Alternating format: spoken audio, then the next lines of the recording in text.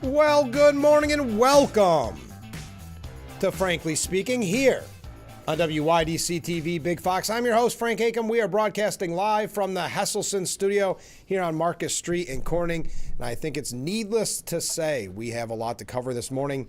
The deadline neared with Iran and a ceasefire deal was reached by both sides. We're going to talk about it.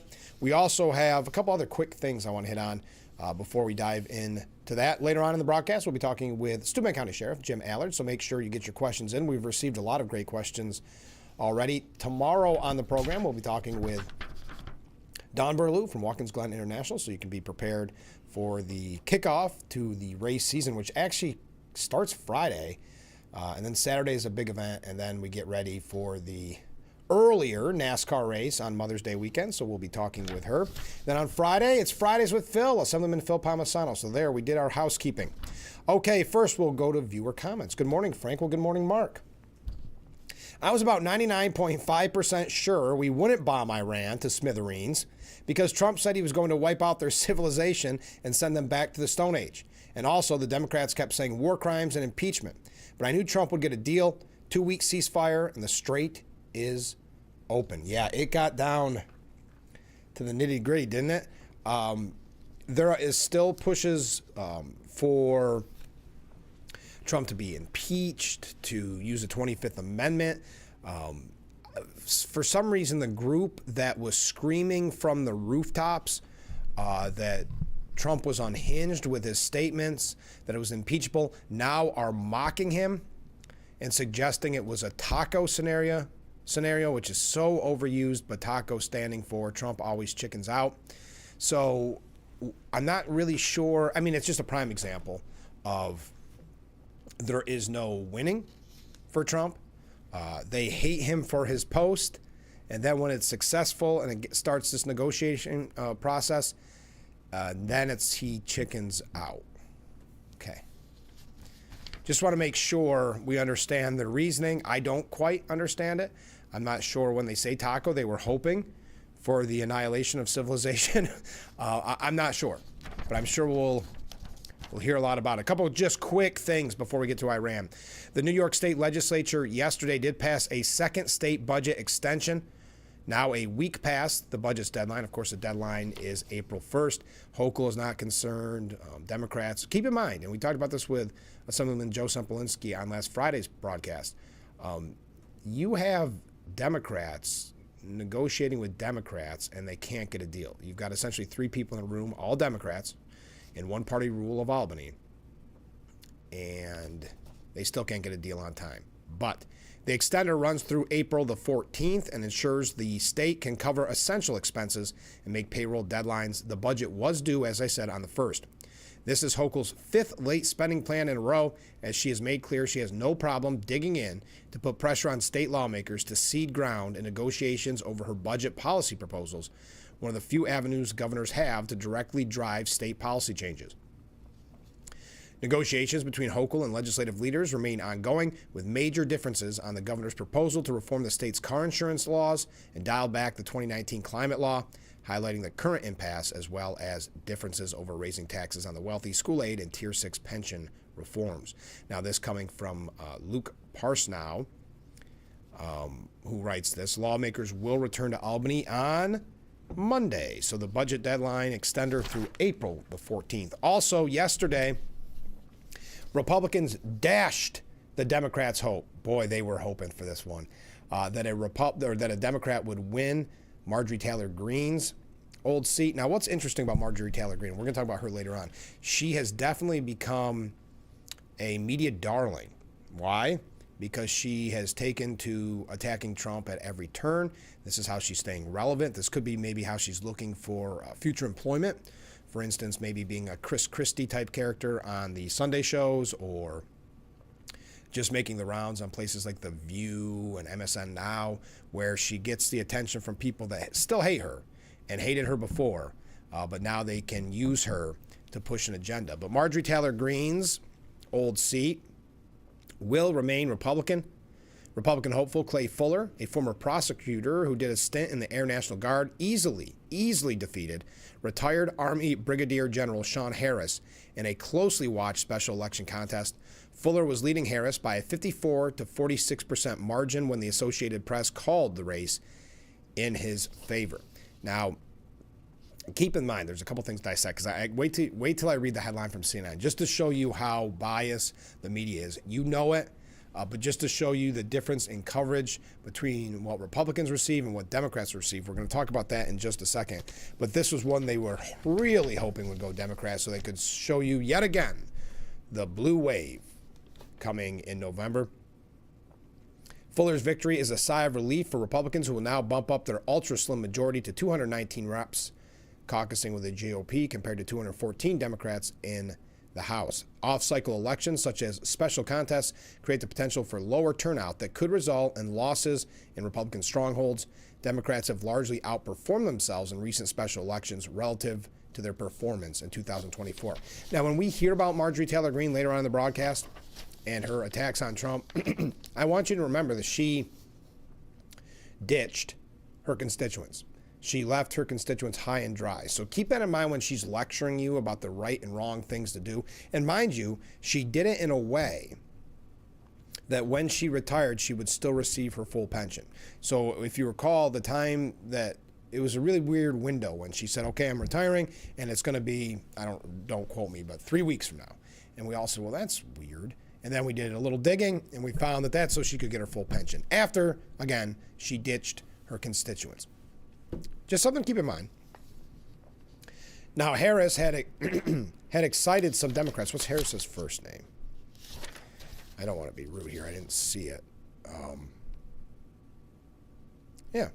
Doesn't say it at the beginning of the article by Ryan King. Harris, 60, had excited some Democrats when he came out on top during the first round of voting in the jungle-style ballot on March 10th. But that was largely due to a crowded Republican field that split the vote. No one clinched an outright majority, leading to the runoff yesterday. Harris, a cattle farmer, got trounced by Greene in 2024 and by some 29 percentage points. The Peach State Democrat largely ran on affordability concerns. Sean Harris, there it is, Sean Harris. Kind of a little late in the article. The Georgian had outperformed Fuller on the fundraising circuit, hauling in some $6.5 million relative to the former prosecutor's $1.2 million. President Trump endorsed Fuller on the eve of the election, saying, I'm asking all Republicans, American First Patriots, and MAGA warriors to please get out and vote for fantastic candidate Clay Fuller, who has my complete and total endorsement. Now, he has famously been calling out Greene last year, slamming her as a traitor for criticizing him, that meaning Trump. The spat culminated in her decision to step down from Congress earlier this year and leave her constituents high and dry. So big news there, but this is to show you the media bias, to show you coverage that a Republican would never receive. From Aaron Blake at CNN,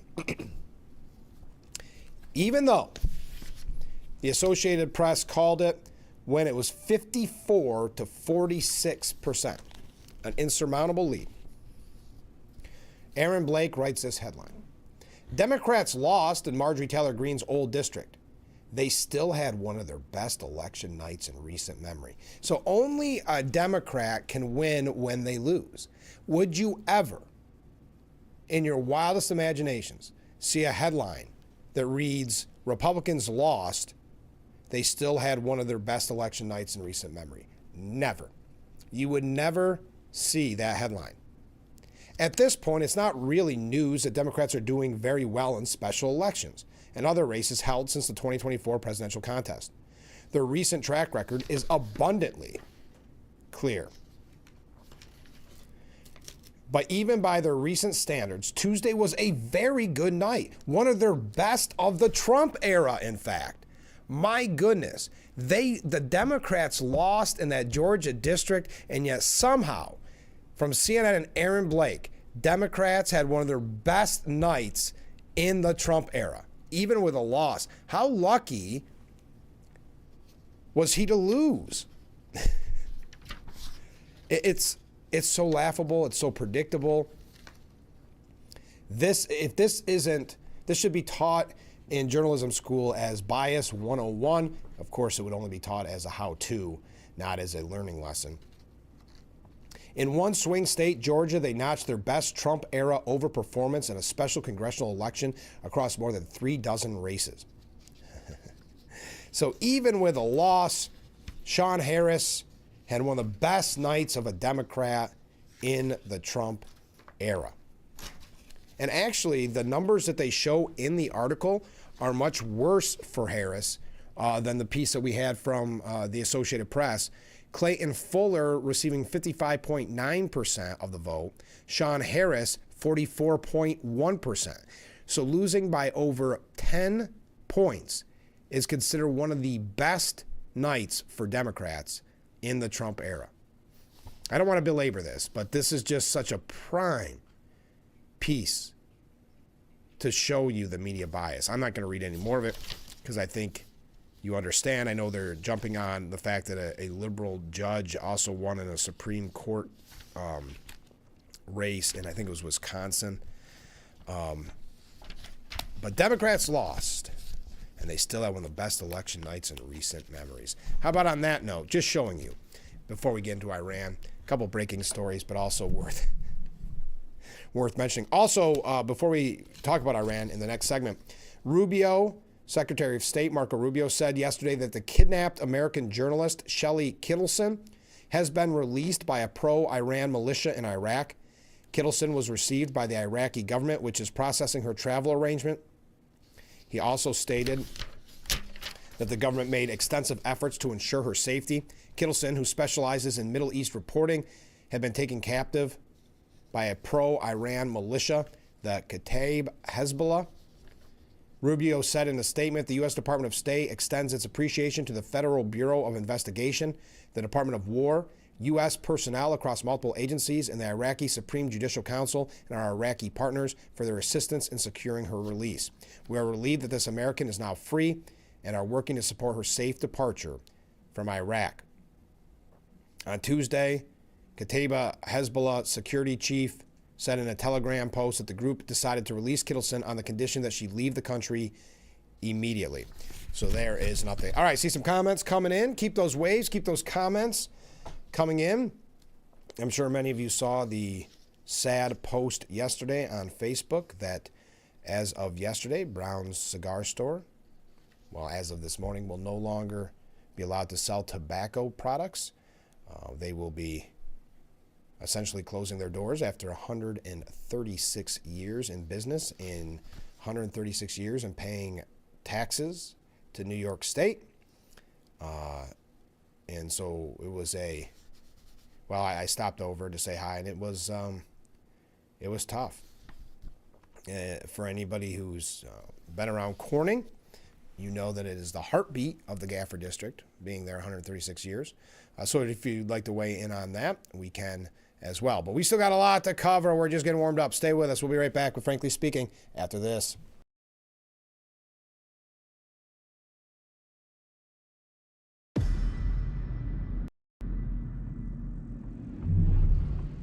When you spend 100 years building chainsaws, you get really good at building chainsaws. So when Steel built a mower, we built the chainsaw mowers.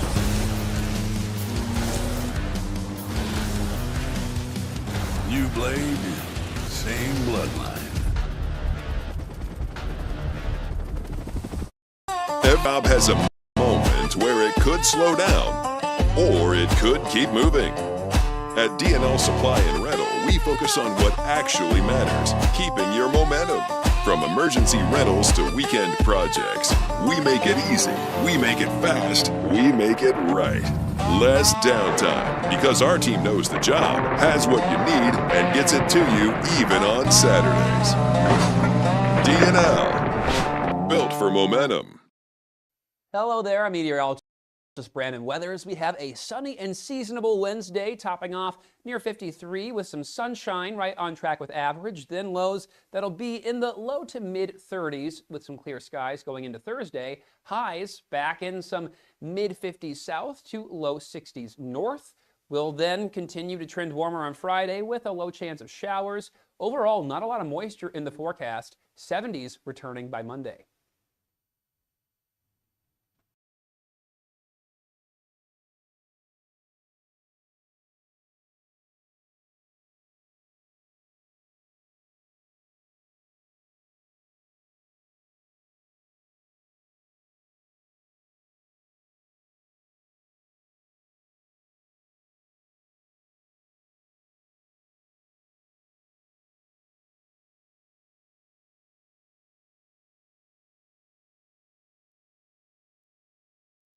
The Frankly Speaking Roof Cam, brought to you by Boss Security in Horseheads. Contact them today for all your business and home security needs.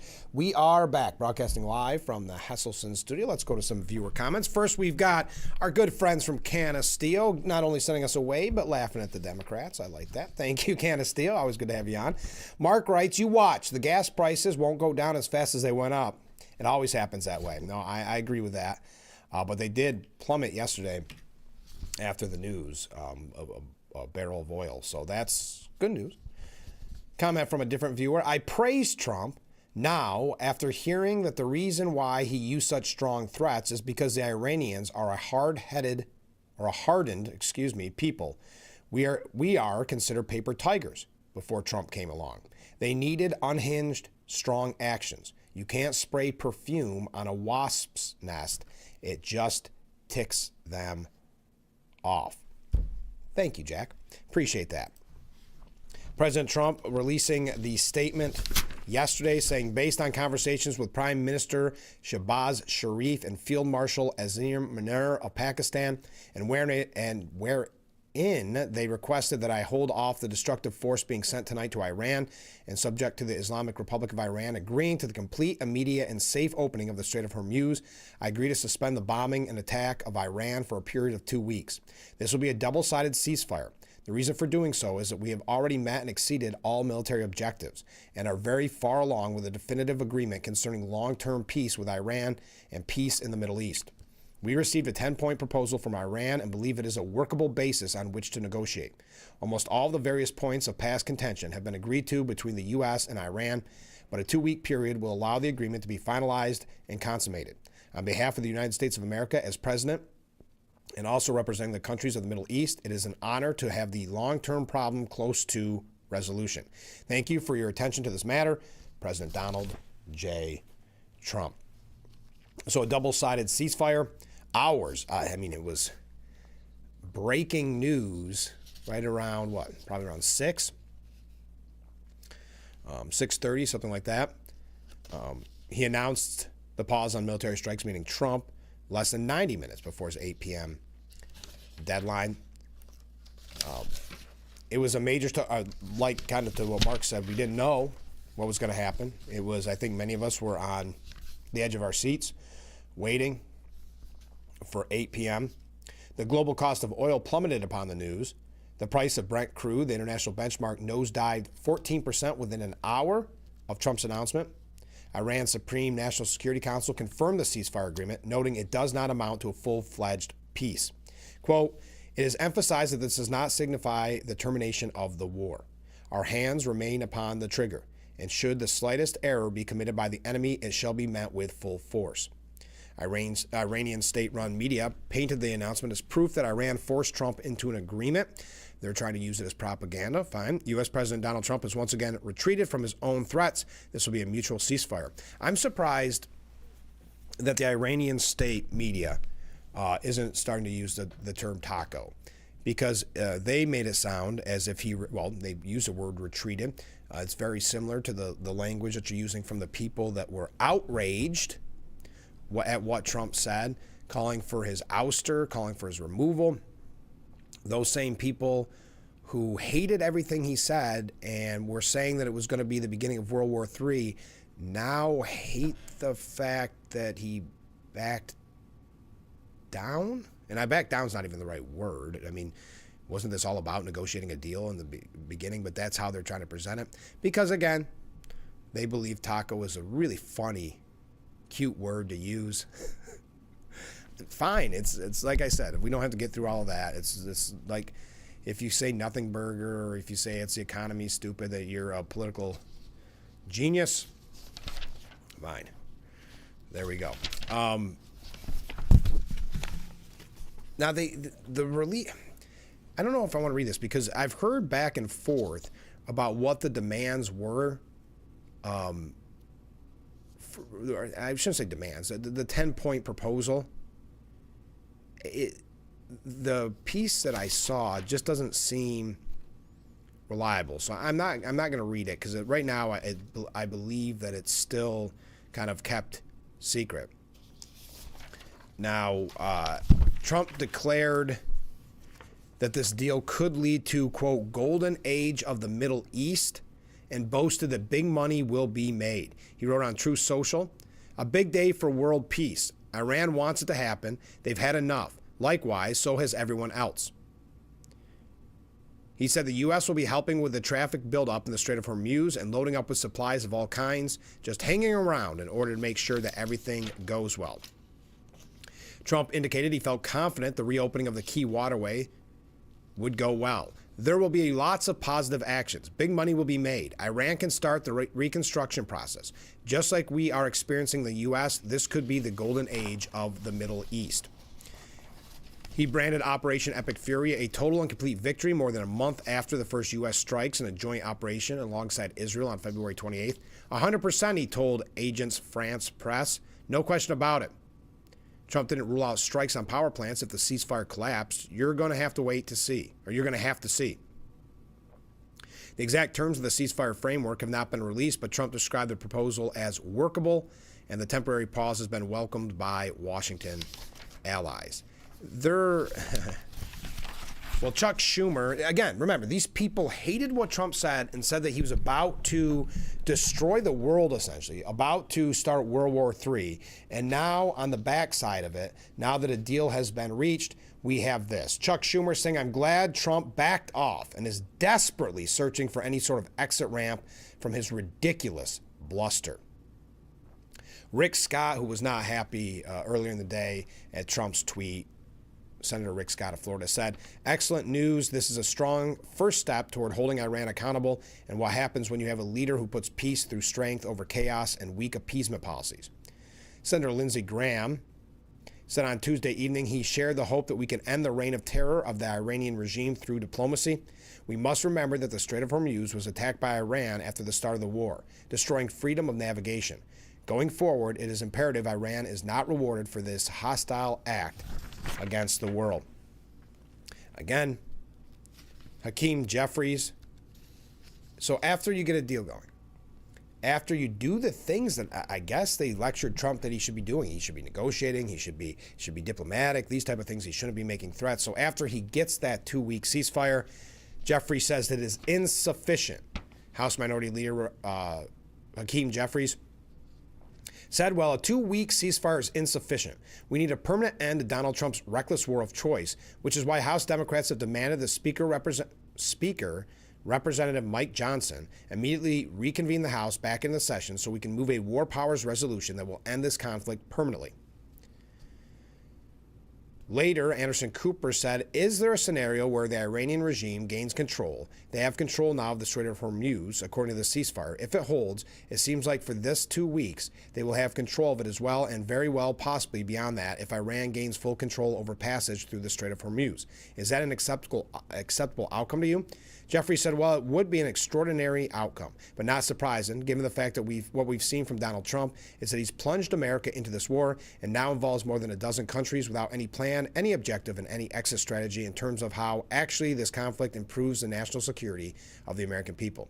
What we do know is that as a result of Donald Trump's reckless war of choice, life has become more dangerous for the American people, and life has become more expensive as a result of gas prices skyrocketing across the country, further exacerbating an affordability crisis that is crushing everyday Americans, middle-class Americans, and working-class Americans throughout the land.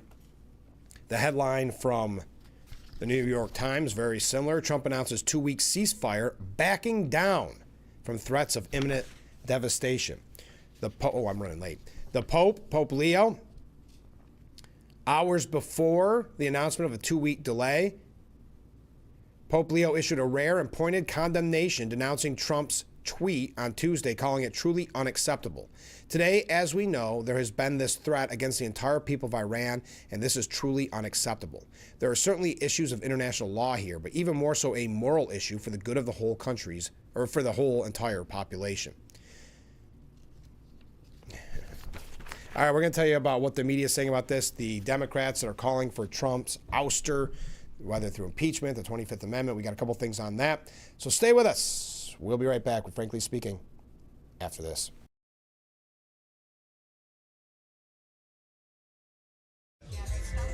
Kyle just made a decision that would change his whole world.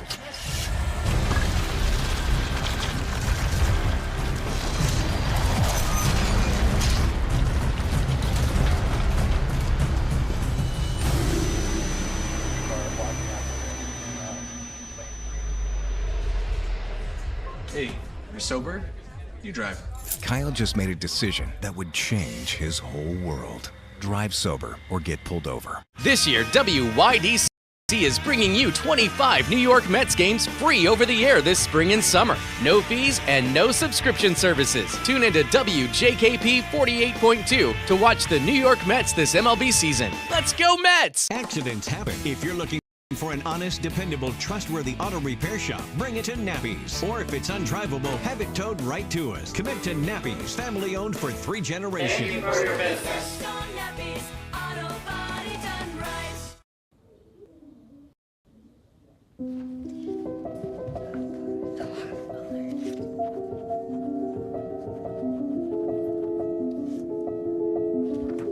Can you help me?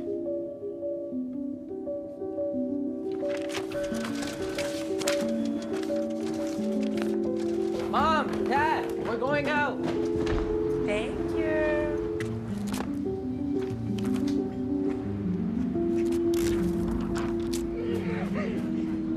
Oh, look, they're playing chess. What you got there? Will you help my mom? She's real sick, huh?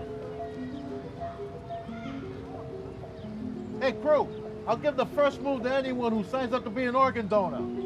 How do you do it? Easy. Just go to organdonor.gov. You heard him, organdonor.gov. More donors means more hope.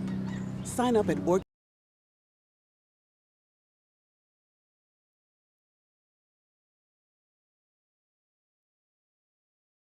The Frankly Speaking Roof Cam brought to you by Boss Security and Horseheads. Contact them today for all your business and home security needs.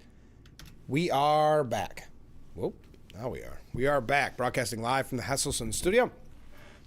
Comment from a viewer: the reason President Trump used strong language was solely due to the culture of Iran. The difference between the way we say something and the way they say something differs as follows. In Iran, they speak as loudly and as threatening as possible, whether or not they can back it up. We, on the other hand, state what we want to say less loudly and threatening, but we know we can back it up. So when a president talks to Iran using our way of speaking, they don't take us seriously. There's actually a really good piece on that, similar to what you're saying here. Where was it? I think it was Michael Goodwin wrote it, saying Trump's Iran approach, a stark reminder of how hapless Jimmy Carter butchered saving U.S. hostages in Tehran. So you can find that at the New York Post this morning. We may not have an opportunity to get to it. So the political world is stunned by Trump's threat to kill all of Iran in his latest Truth Social post. We're just going to go through some quick headlines. Piers Morgan called it a brazen pre-admission of genocide. Former Representative Marjorie Taylor Greene, who left her constituents high and dry, wants to lecture us about the right way of doing things. She said that Congress should invoke the 25th Amendment of the U.S. Constitution, which transfers executive power to the vice president to, quote, ensure that the United States will always possess a functioning president. Anthony Scaramucci, wow, they're pulling out all the heavy hitters. That's how all these articles are. Well, let me just say this. Scaramucci said that Trump was calling for a nuclear strike and that he should be removed as president. Alex Jones called Trump's threat a war crime. The definition of genocide is destroying an entire civilization of people.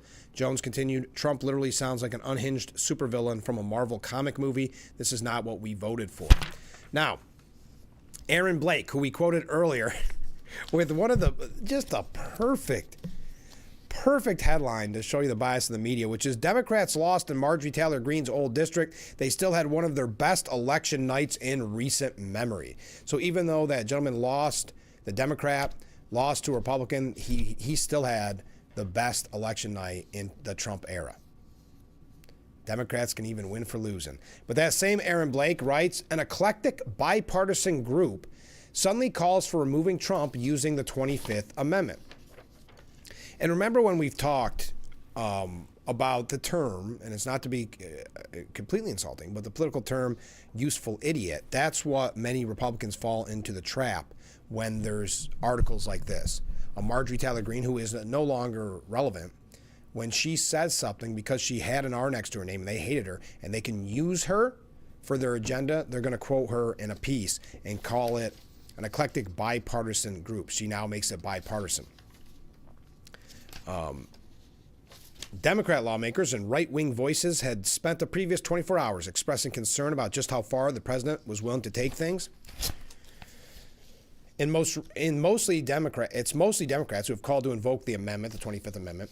Dozens of them, in fact. That includes potential presidential hopefuls like Illinois Governor J.B. Pritzker. Of course, they have little to no power at the moment to initiate removal proceedings. Yeah, this is all grandstanding. It's showboating. Of course, J.B. Pritzker is going to do that. He needs to make a name for himself. He needs to stay relevant. And everybody's talking about Gavin Newsom and not Pritzker. So, of course, Pritzker's going to do it. I've got a quote from Jasmine Crockett. I mean, come on. But notably, some conservatives and other recent Trump allies have taken up the call as well. These people do not, I'm sorry if you're fans of the people I'm about to mention, they do not represent the Republican Party or the MAGA movement. So when they say Republicans or they say conservatives, it's just not factually accurate. They quote Alex Jones, who I had mentioned earlier, or Anthony Scaramucci, who has been a never-Trumper. Marjorie Taylor Greene. It's the old cast of characters. I guess Candace Owens said the 25th Amendment needs to be invoked. Candace Owens is interesting. We can talk about that as much as you want, the way she's attacked Charlie Kirk's widow. I'm not sure what to think about that, but I'm not going to get into that conversation today. But these are the people that are eclectic conservative. They speak for them. Some never-Trump conservatives, like New York Times columnist David French, were also calling for the 25th Amendment, saying this is obviously 25th Amendment territory, but people are so desensitized that they can't see it.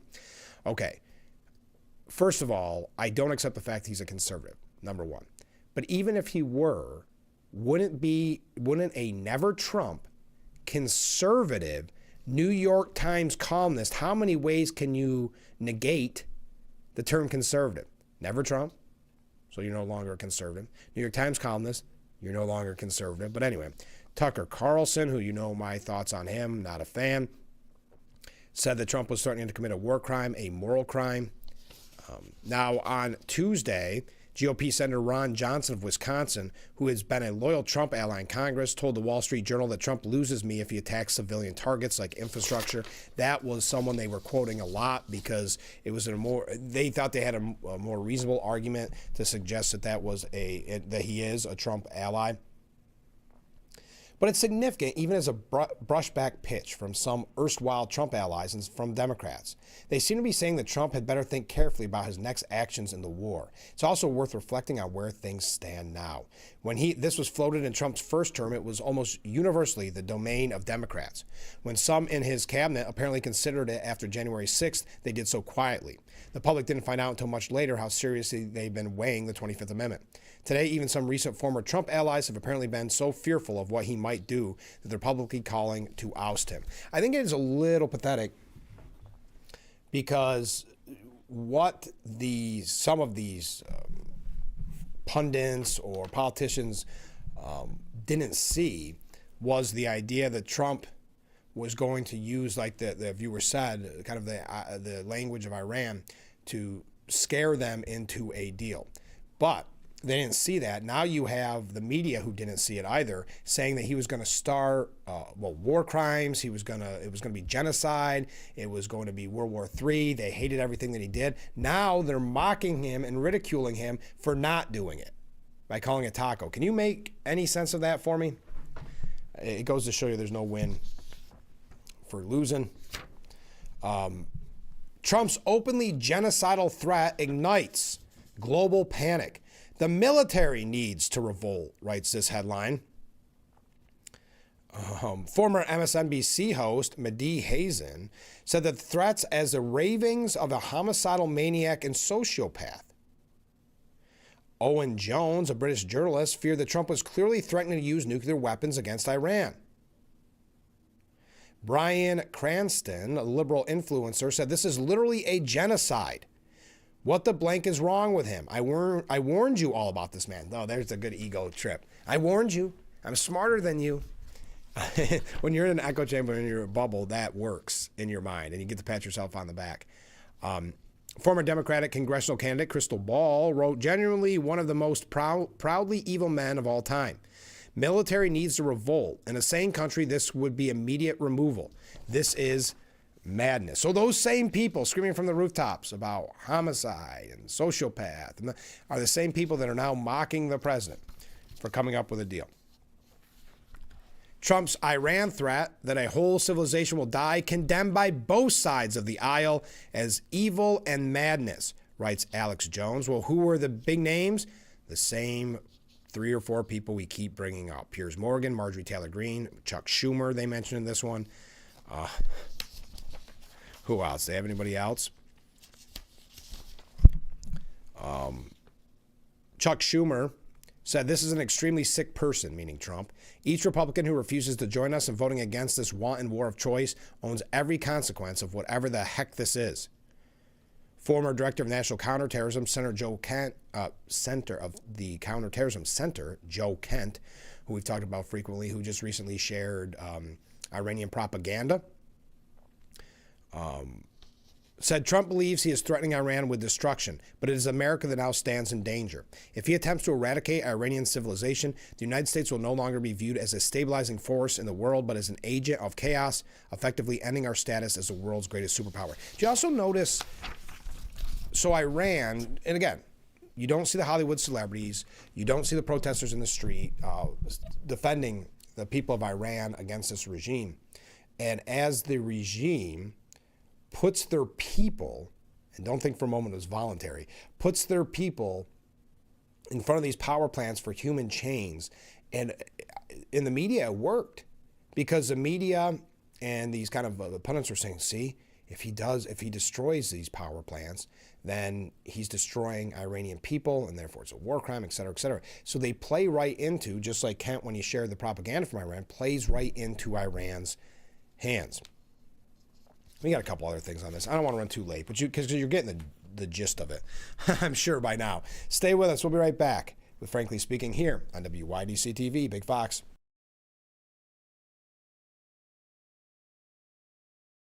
Insurance companies don't make money by paying claims. They make money by denying them. They hire doctors to say you're not that hurt. They bring in lawyers to chip away at your case. They stall, they argue, they cut corners, because every dollar they save is another dollar of profit. At WDC Injury Law, we know their tactics, and we fight back with facts and evidence. If you've been injured in New York or Pennsylvania, call 607-500-HURT. Don't let the insurance companies control your story. Kyle just made a decision that would change his whole world.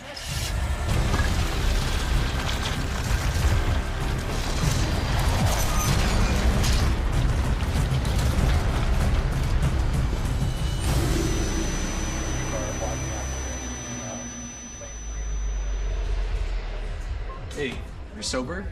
You drive. Kyle just made a decision that would change his whole world.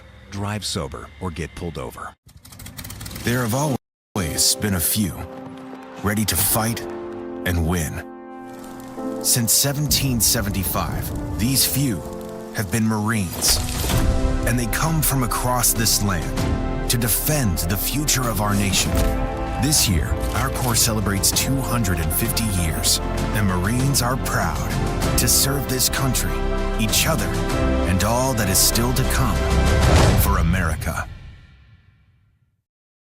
Hello there, I'm meteorologist Brandon Weathers. We have a sunny and seasonable Wednesday, topping off near 53 with some sunshine, right on track with average. Then lows that'll be in the low to mid 30s with some clear skies going into Thursday. Highs back in some mid 50s south to low 60s north.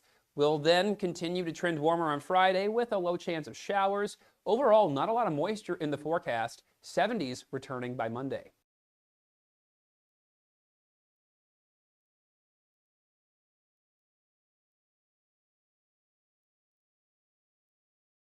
The Frankly Speaking Roof Cam brought to you by Boss Security in Horseheads. Contact them today for all your business and home security needs.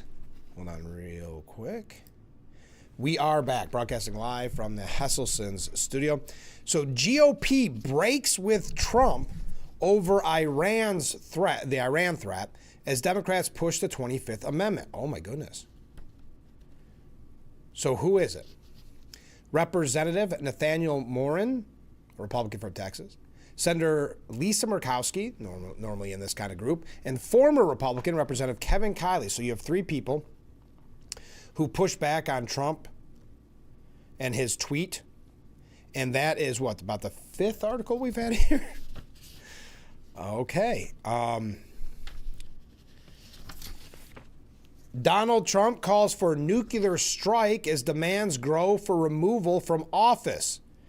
This is a whole article just on Anthony Scaramucci's comments. And it all has the authors. However this prints out, it doesn't give me the various outlets. But what's that, about 12 now? 12 different ones? Hakeem Jeffries called on Republicans to stop the madness. Jeffries responded to Trump's Truth Social from earlier in the day when he wrote that unless Iran does something revolutionarily wonderful, then a whole civilization will die tonight, never be brought back again. Jeffries said Congress must immediately end this reckless war of choice in Iran before Donald Trump plunges us into World War III. It's time for every single Republican to put patriotic duty over party and stop the madness. Enough. Wouldn't it have been nice if we heard about the patriotic duty of, I don't know, maybe having the conversation about getting a sitting president with a clear mental health issues in Joe Biden, maybe talking about, I don't know, Harris taking over or however, using the 25th Amendment there. But now it's it's always the Republicans' patriotic duty to give in to the demands of Democrats. It's really interesting how that works. I don't need to keep quoting these people. But, of course, as Joe Sempolinski picked on me on Friday, we've got to quote Firebrand, Representative Jasmine Crockett. Jasmine Crockett, who lost her race for Senate, so she's back at the House. She said President J.D. Vance, what? Let me try that again. Congresswoman Jasmine Crockett sent a letter to Vice President J.D. Vance calling on him, along with the president's cabinet, to invoke Section 4 of the 25th Amendment and declare President Trump unfit to serve. In the letter, now, do you think J.D. Vance sits down and says, wait, whoa, I've got correspondence here from Jasmine Crockett. Let's see what she has to say. In the letter, Crockett writes that it has become indisputably apparent to the American public that the president is deranged, likely suffering from dementia, and warns that he has brought the United States to the precipice of committing one of the largest war crimes in modern history. Crockett further condemns Republican leadership for enabling the president's actions, calling their complicity among America's greatest scandals as the administration continues to push the country towards forever wars in the Middle East while ravaging the American economy and defiling the Constitution. The letter also argues the president's conduct is not simply unbecoming of the office, but criminal in nature, noting that the immunity granted by the Supreme Court has exasperated his apparent fetish for illegality. Crockett urges Vice President Vance, the cabinet, and Congress to act immediately, writing that it is long overdue to invoke the 25th Amendment. She further warns that the United States now stands at a critical crossroad as the world awaits whether America will brazenly commit genocide or whether the Vice President, the cabinet, and Congress will put an end to the chaos caused by a frail and likely demented American president. An Iranian-American Democrat, a House Democrat, because remember, Jasmine Crockett's a House Democrat as well. A House Democrat vowed to furnish articles of impeachment against Pete Hegseth. Okay, went a different tact, trying to get different attention. Representative Yasmin Ansari, a Democrat from Arizona, the first Iranian-American Democrat elected to Congress, raged against Trump for his jaw-dropping tweets to Iran, including to end the country in one night, and she called for the impeachment of Hegseth. I'm introducing articles of impeachment against Pete Hegseth for repeatedly violating his oath of office and his duty to the Constitution. Only Congress has the power to declare war, not a rogue president or his lackeys. Hegseth's reckless endangerment of U.S. service members and repeated war crimes, including bombings of a girls' school in Iran, willfully targeting civilian infrastructure are grounds for impeachment. Ansari, 34, is the youngest female member of Congress and has been an outspoken critic of the Iran war. All right. And here's another headline. Why am I going through that? I don't know. Republicans silent as Democrats call on U.S. cabinet to oust Trump over Iran. Wait, what? The other piece that we had said the Republicans were starting to side with him, or side with the Democrats. Boy, these change up a lot, don't they? They should all work a little bit better together in the media to hone their talking point. I don't want to, I don't know if I want to go through all this. Well, his mental state is even more contentious. Trump himself repeatedly claims to have aced cognitive tests, blah, blah, blah, blah, blah, blah. The Goldwater Rule, however, is a convention that psychiatrists should not give an opinion about the mental state of a person they have not examined. It is very difficult to make psychological judgments at long distances, even though occasionally they may be correct, just because these judgments are very complicated. My memory goes all the way back to 1964, when legions of the country's best psychologists got together to declare that Barry Goldwater was mentally disturbed, which he quite clearly was not, just because he was talking a kind of aggressive language on many foreign policy and domestic issues that a left-leaning psychology professor didn't like. So there's reasons to be cautious. Oh, that was a good point. All right, a couple other things on the media. Stay with us. We'll be right back with Frankly Speaking here on WYDC TV, Big Fox.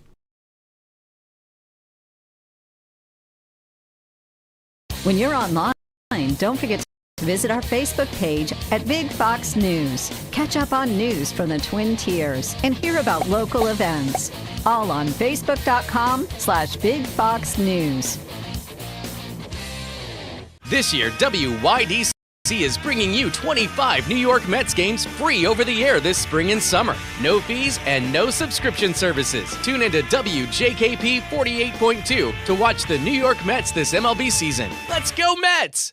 Hot tubs, hot tubs. With Easter coming, what better way to make every day better than with a Hesselson's hot tub? During these uncertain, stressful times, what better way to relieve tension and relax those achy muscles? During Easter week, free chemicals and free steps, and the new and innovative energy-efficient smart tub and hydraulic lift systems are just half price. Plus, huge, unprecedented discounts on 2025 models as factory reps will be on hand. Hesselson's Easter week hot tub sale is going on now through Saturday at 5 p.m. After 70 years, it's still fun to poke in the corners at Hesselson's. When a child is fighting a critical illness, one truth touches us all. Every child deserves a childhood. A wish sparks a ripple of hope that transforms communities far and wide. And when we grant wishes together, we create a movement of kindness, strength, and unity. Become a wish maker today and be part of a journey that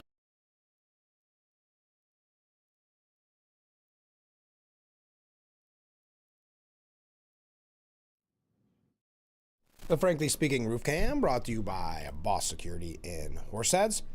Contact them today for all your business and home security needs. We are back broadcasting live from the Hesselson's studio.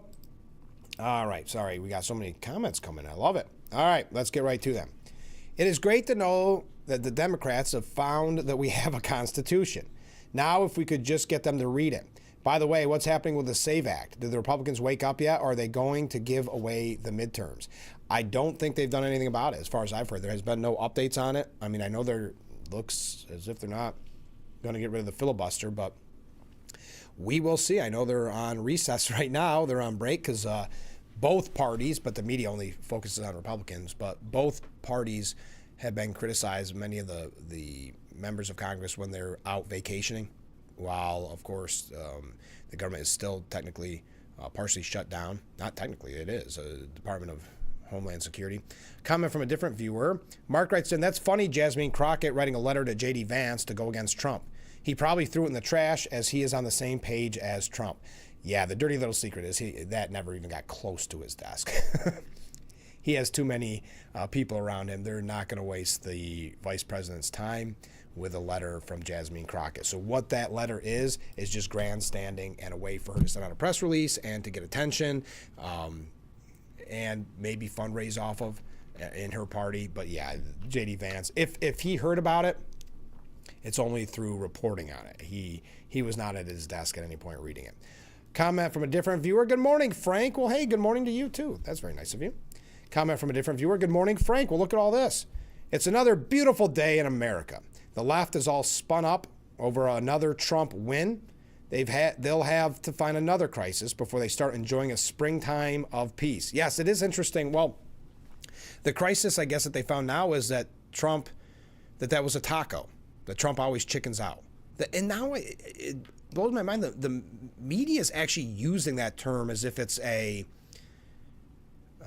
good journalistic standard in a way. They throw around taco. Man, when you're in an echo chamber and everybody believes the same thing, they think they're being cute too. So it should come as no surprise. Ken writes in, so predictable of the Democrats and legacy media. The thing it proves beyond a shadow of a doubt is that the sheeple who blindly support the Democrats have no capacity to think for themselves. If the sheeple could logically process information, they would clearly see that the Democrats will be on any side of any issue, and their only objective is to get back into power to serve themselves. It's a travesty that about half of the voting electorate are so clueless. Thank you very much. Comment from a different viewer. You read a commentary at the end of yesterday's show that requires rebuttal. Okay. Nixon's madman tactic did indeed work and brought the North Vietnamese back to the table. How the war was lost was the betrayal of the 93rd Congress to cut off any support of the South to defend itself. It might be working for Trump, but we are in danger of history repeating itself with the current treasonous Democrats and turncoat Republicans. Thank you for that. I kind of rushed through that, and I wanted to discuss that more, but I'm glad that you sent in that rebuttal because I meant to spend more time on it. We just ran out of time because we had guests coming in for future interviews and things like that, so I do appreciate that. Thank you. All right. We got to take another break. Keep all those great comments coming. We're going to wrap up hour number 1 in just a moment, so stay with us. This is Frankly Speaking here on WYDC TV, Big Fox.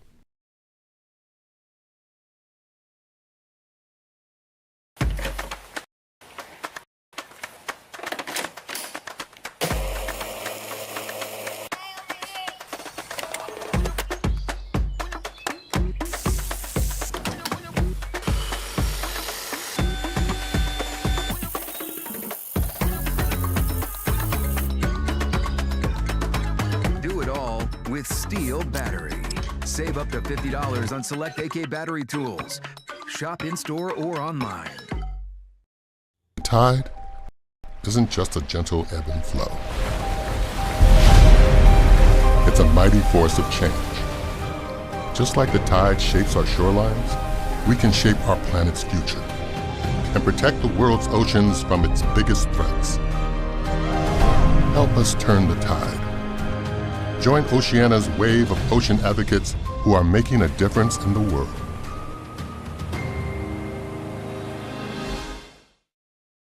Hello there, I'm meteorologist Brandon Weathers. We have a sunny and seasonable Wednesday, topping off near 53 with some sunshine, right on track with average. Then lows that'll be in the low to mid 30s with some clear skies going into Thursday. Highs back in some mid 50s south to low 60s north.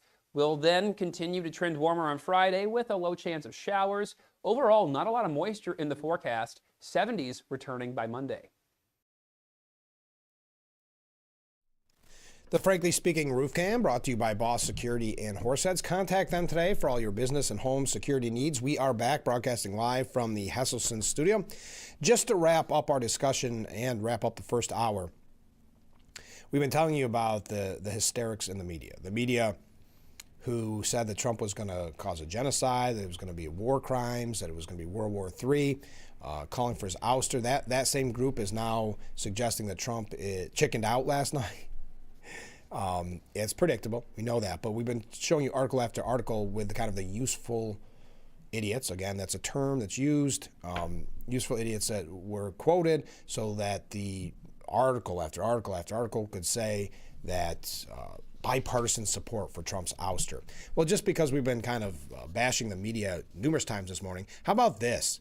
At the New York Times, by Dana Milbank, how much humiliation can Vance take? I guess she uses an example, some joke that Trump made with Vance, saying, so if it doesn't happen, I'm blaming J.D. Vance. If it does happen, I'll take full credit. Okay. Does Mr. Vance still not realize that the joke is on him? The interesting thing is not that he keeps debasing himself, but that he gets less and less in return each time. As his political fortunes dim, wow, Vance's political fortunes are now dim? His soul has become a depreciating asset. Over and over in recent years, Mr. Vance struck devil's bargains, first to gain a Senate seat and then to become Mr. Trump's number 2. He embraced the anti-immigrant stances he once called reprehensible and other dark elements of the MAGA movement in hopes of positioning himself as its next leader. No, you can't change your mind. You can't come up with a different opinion if you're a Republican. It means that you had to sell out. Okay, I don't want to go through all this because we've had enough about the bias in the media today. But while anonymous White House officials let it be known that the vice president was skeptical about the war and the lead up to the invasion, Mr. Trump has cut off that route of escape, saying Mr. Vance was maybe less enthusiastic about going, but he was quite enthusiastic. Mr. Vance is reduced to maintaining that war is okay now because we have a smart president, whereas in the past we've had dumb presidents. Whatever one thinks of the president's intellect, there's no doubt we have a smart vice president.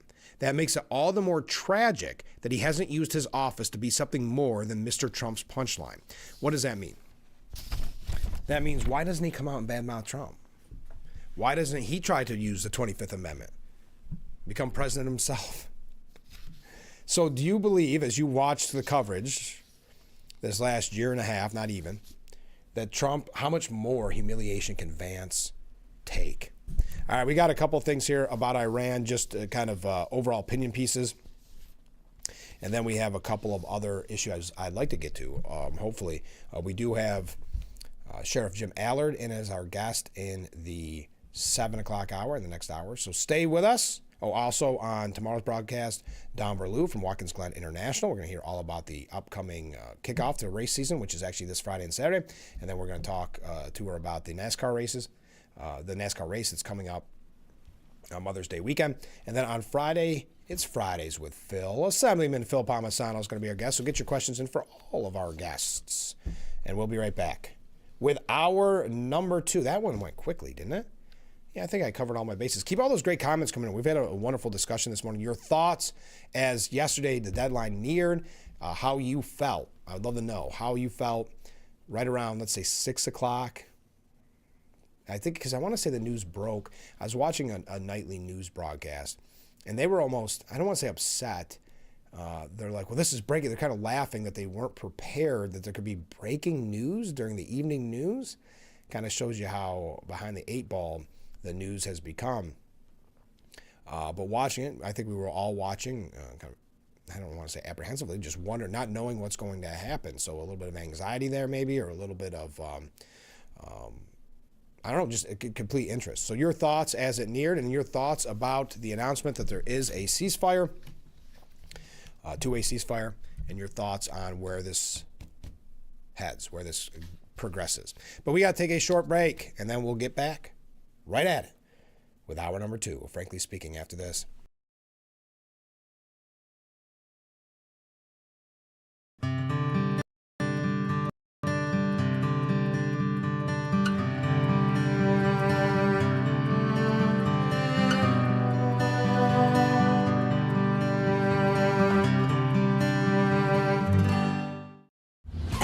We believe a great connection shouldn't come with compromise. And now, it doesn't have to. get Spectrum fiber-powered internet. And when you add 2 mobile phone lines, it's just $30 a month each. Experience the fastest internet and most reliable 5G network. And save $1,000 on internet and mobile in your first year. Guaranteed. That's the Spectrum Savings Guarantee. Call now or go online to save $1,000 on internet and mobile.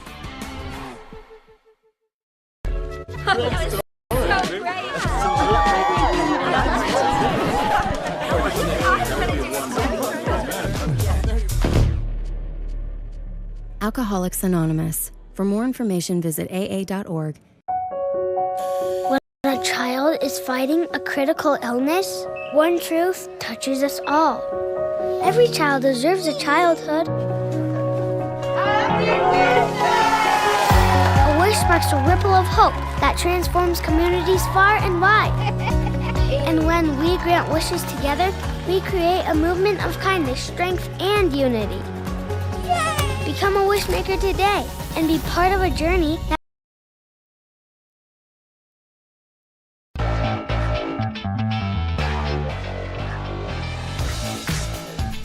And we welcome you to hour number 2 of Frankly Speaking here on WYDC TV Big Fox. I'm your host, Frank Acom. We are broadcasting live from the Hesselson studio on Marcus Street in Corning, and I am so glad that you joined us. We have, we talked about this extensively in the 6 o'clock hour, and I apologize to those who got up right at the crack of dawn to hear it, but Republican did defeat the Democrat that had hoped to be an upset and take Marjorie Taylor Greene's old seat. As I had mentioned, only in the media can you look at a Democrat loss as a win. Democrats lost in Marjorie Taylor Greene's old district. They still had one of the best election nights in recent memories. Never mind that they lost, folks. It's always a win for the Democrats. Even by their recent standards, Tuesday was a very good night. One of their best of the Trump era, in fact, meaning Democrats. So even when they lose, they win. How exciting. Again, the media showing who they are, and that is a headline you would never see for a Republican. If the Republican lost, I would never say it was still a huge win for Republicans. Ken writes in, the propping up of Vance is also so predictable. It employs the only real plan that the Democrats have, divide and conquer. I agree, and that's why I printed out this morning, because it wasn't necessarily in reference to Iran. But if you notice that they've been trying to downplay Vance, I still don't know why they're trying to prop up Rubio, though I do understand the points that people have made that they do that to try to divide as well and conquer and kind of create this chaos behind the scenes. But I do find it interesting, nonetheless, that they try to prop up Rubio. But yeah, J.D. Vance says lately the media has been really going after him. In that article by the New York Times suggesting that he's just been humiliated one too many times. But I wanted to mention quickly, because I thought this was exactly on point of what we've been talking about this morning by the New York Post editorial board. Taco. Anti-Trump crackpot Rick Wilson posted on social media shortly after the president announced a 2-week ceasefire that has Iran agreeing to reopening the Strait of Hormuz. Now, keep in mind, Rick Wilson, he's been a never-Trumper from day one.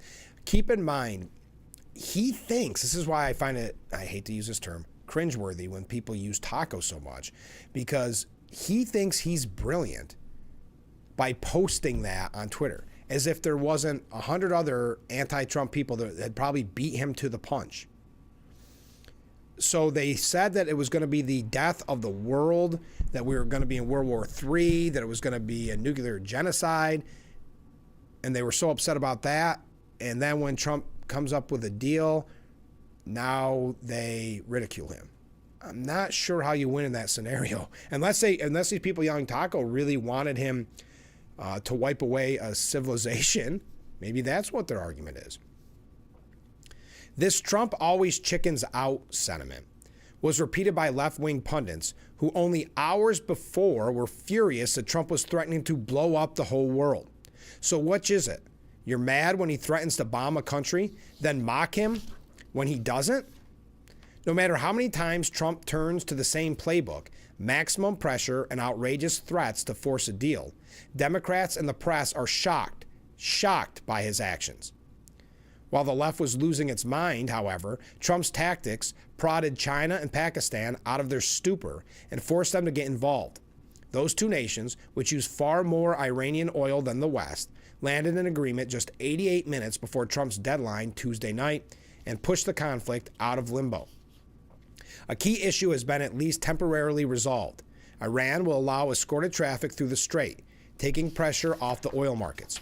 It remains to be seen whether Trump should have continued bombing the Iranians to increase his leverage against a regime expert at lying, cheating, and obfuscating.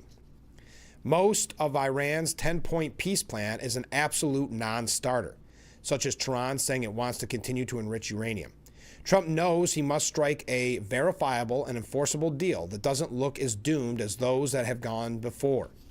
Trump has clearly set out his red lines, has undoubtedly caused long-term damage to Iran's military capability, and degraded the regime's leadership.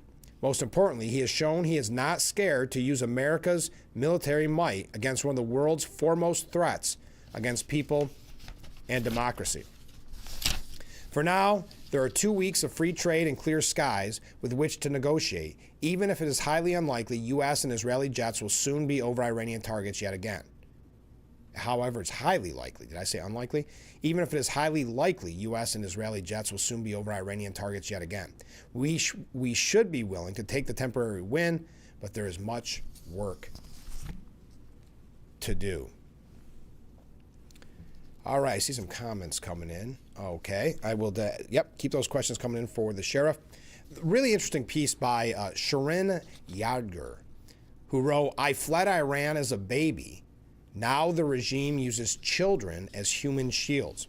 While much of the Western media is busy hand-wringing over whether Trump's strikes on Iranian infrastructure could constitute a war crime, there's a deafening silence on what clearly is one. A regime deliberately placing women and children in harm's way as human shields. Now that President Trump has just negotiated a 2-week ceasefire with Iran in return for opening the strait, the media are whining about that too. The misplaced criticism and the hypocrisy are not just glaring, they are morally indefensible. The deal came just hours after the theocratic regime used women and children as human shields in front of bridges across the country in fear of Trump following through with his threat to attack.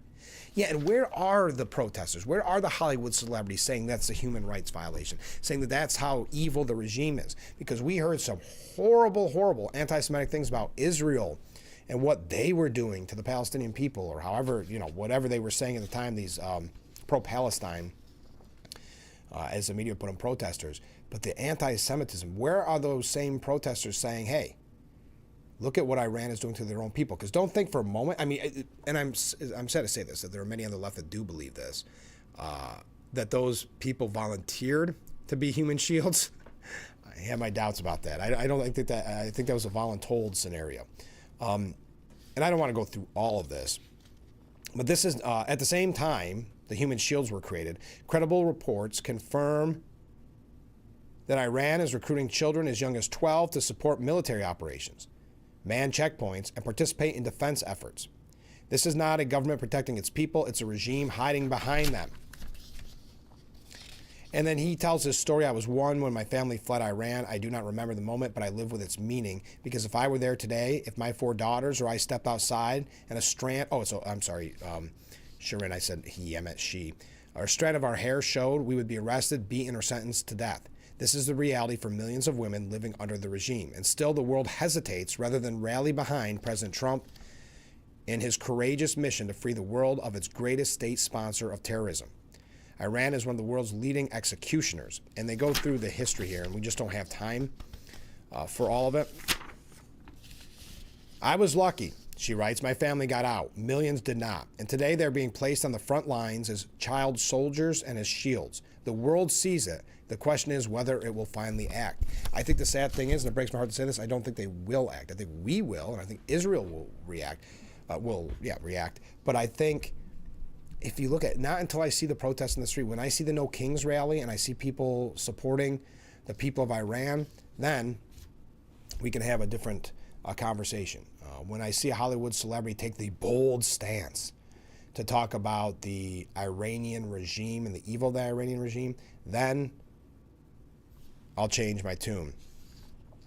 Steve Forbes says Iran's nuclear insanity leaves America and allies no room to blink. The blood-soaked fanatics running Iran and their strange sympathizers know all too well Iran is getting crushed militarily. It is counting on political and media pressure to get the U.S. and Israel to stop operations before the mission is completed. The choice is no longer between confrontation and calm. The choice disappeared years ago. The real choice is now between stopping Iran before it crosses the final threshold of menace or paying a vastly greater price later. Peace is not preserved by indulging a death cult. Peace is preserved by defeating one before it acquires the means to blackmail the world. We got to take a short break. Oh, man, a lot of comments coming in. I see a couple questions for the sheriff. I'll make sure to write those down and add them to our list. The sheriff should be in shortly here. But we got to take a short break. Stay with us. This is Frankly Speaking here on WYDC TV, Big Fox.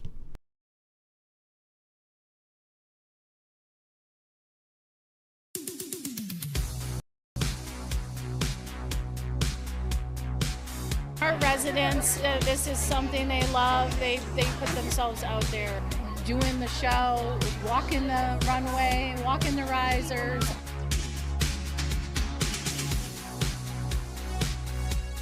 Every penny we take in on our tickets, on our raffles, sponsorship tables, all goes to volunteers. We sold out in 2 weeks.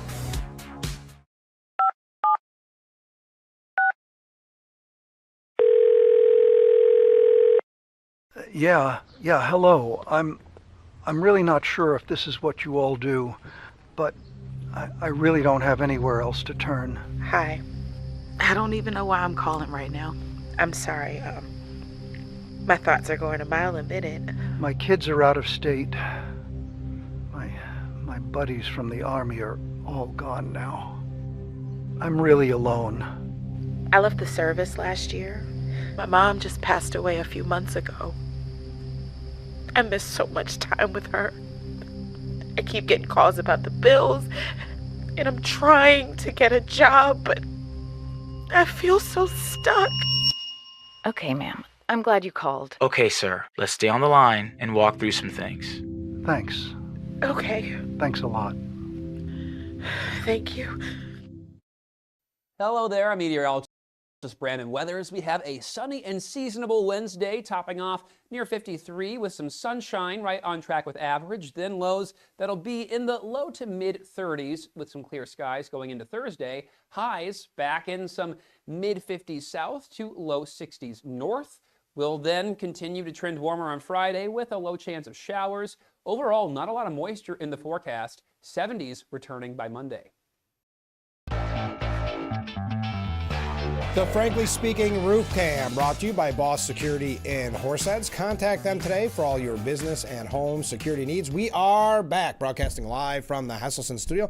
A lot of great comments here. Thank you for the questions for the sheriff. We'll get to those a little bit later on. A couple of comments. Rick writes in, I'm not sure if Rick's been listening this morning. We've had a long conversation about taco, but apparently Rick is supporting the idea of a taco, meaning Trump always chickens out. He laughs at it. So I guess upset that we didn't bomb Iran would be the only logical conclusion if you are then going to mock Trump for quote-unquote chickening out. So I'm not really sure where the stance is, but he said Iran got you again. You're meaning to Trump. You're such a joke and need to be removed ASAP. Wow. You're covering all the talking points this morning, Rick. It's like you're on Chuck Schumer's tweet. The strait is still closed and Trump calls off the dogs. Don't negotiate with terrorists. So I guess the only thing you can read from someone saying taco is that they're upset, and using it to mock and ridicule the president is that you are upset that he didn't go in with what he was saying on his tweets. I think that's the only logical conclusion, but you can correct me if I'm wrong. Comment from a different viewer. I believe that the left was really hoping that Trump would hit a sensitive site so that they could drive a war crime agenda. It's all that we would have heard. I think you raise a good point. I'll be honest. I was fearful that with the human chains, what Iran did doing to their own people, I was concerned that they would pull like a Hamas type tactic and say that America had attacked them and that there was all this death and destruction, because the media would have ran with it before there was any verification. And then when there was verification that there wasn't Americans, the story would have either died off or they would have said America alleges and word it in that way. So that was a real fear of mine too. And I think that's why they started showing the human shields, because that would have been used not only by propaganda, but Iran, but also the media and those against the war would have ran with it. So I'm with you. That was something that was probably, well, one of many reasons we were on our edge of the seat last night at 8, but that was definitely a major concern. Comment from a different viewer. Good morning, Frank. Good morning. I think that Iran needs 2 weeks to replace their radar system so they can shoot down U.S. jets. Well, that obviously is a concern. Anytime you let them buy a little time, obviously a concern. Iranian officials have even less credibility than the Democrats. Trump didn't back down. He's just giving them more rope to hang themselves. I don't see any way you can call it backing down. I mean, I know, because if you say taco, you're brilliant. I know it's like a nothing burger. Its economy stupid, or some of the other points that are made so often in the media. Yeah, I mean, if you're disappointed that Trump didn't bomb and end the civilization in Iran, if you're disappointed, then I guess the next logical step would be to mock Trump. Comment from Bill. Bill writes in, Frank, maybe the people should start worrying about the proposed nuclear reactor being planned for the Finger Lakes area. Tomorrow, Thursday, in Watkins Glen, 6 to 7:30, I'll take that as, at St. James Disciple Church, 112 6th Street in Watkins Glen. So I will take that as there's a meeting on the proposed nuclear reactor. Thank you for sending that along. The way I read that is tomorrow in Watkins Glen at St. James Disciple Church, 112 on 6th Street, Watkins Glen. I believe that looks like a 6 o'clock start. Okay. How are we doing on time? On New York State issues quickly. Top New York Democrats are waving off the overdue state budget as business as usual under Hochul. We brought to you at the beginning of the story, there was an extender that passed yesterday in Albany until the April 14th. And now the deadline is April 14th. They're in no rush, though. A top New York Democrat on Tuesday shrugged off the overdue state budget as business as usual under Governor Hochul, saying it's built into people's expectations by now. State Senator Michael Gianaris, the number 2 Democrat in the upper chamber, made the telling comment as lawmakers went in and out of Albany to pass another stopgap measure, extending government funding for another week. Legislative leaders have failed to come to an agreement with Hochul on her massive $263 billion budget proposal, which was due on the 1st. I think it's built into people's expectations, Gianaris said, indicating lawmakers aren't sweating the delay. Yeah, now it's just par for the course. I think we've become accustomed to the last several years, which is the budget has not been catastrophically late, but it's been a few weeks late. He added, just after members quickly gavelled in and out to pass the extender. All of Hochul's budgets so far have been late, with last year's coming in on May the 8th, marking 5 consecutive years of the state blowing past the deadline. So there we are, the new stretch on April the 14th. All right, we got to take a short break because our guest is here, Sheriff Jim Allard. So stay with us. We'll be right back with Frankly Speaking after this.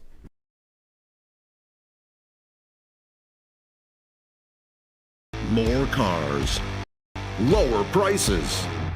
Simmons Rockwell. Whether you're in the market for new, used, or certified pre-owned, Simmons Rockwell locations across the Twin Tiers have more of what you're looking for with our best price right on the windshield.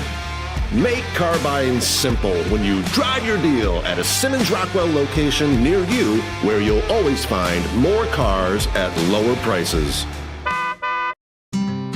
Give kids time. Just 5 minutes a day.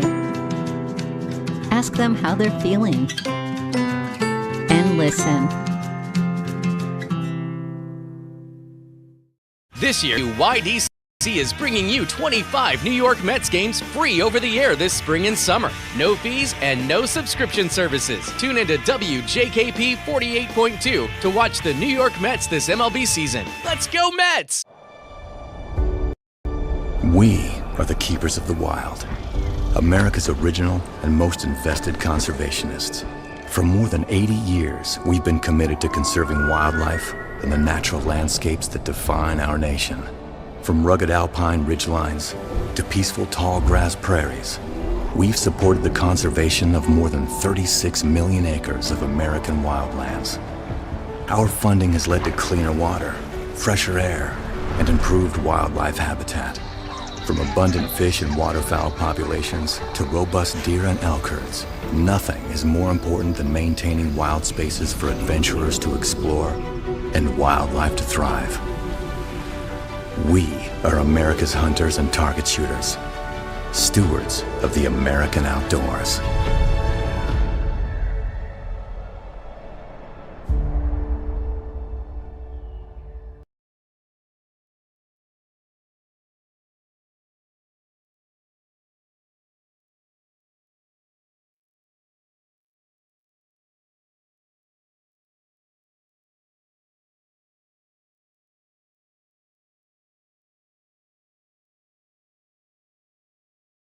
The Frankly Speaking Roof Cam, brought to you by Boss Security and Horseheads. Contact them today for all your business and home security needs. We are back, broadcasting live from the Hesselson studio. In that studio, Steuben County Sheriff Jim Aller. Good morning. Good morning, Frank. It's a beautiful day in Steuben County. It always is. We got a lot of questions people are asking, but first I want to start on a somber note because we haven't had a chance to talk, but the tragic news of Phil Roach.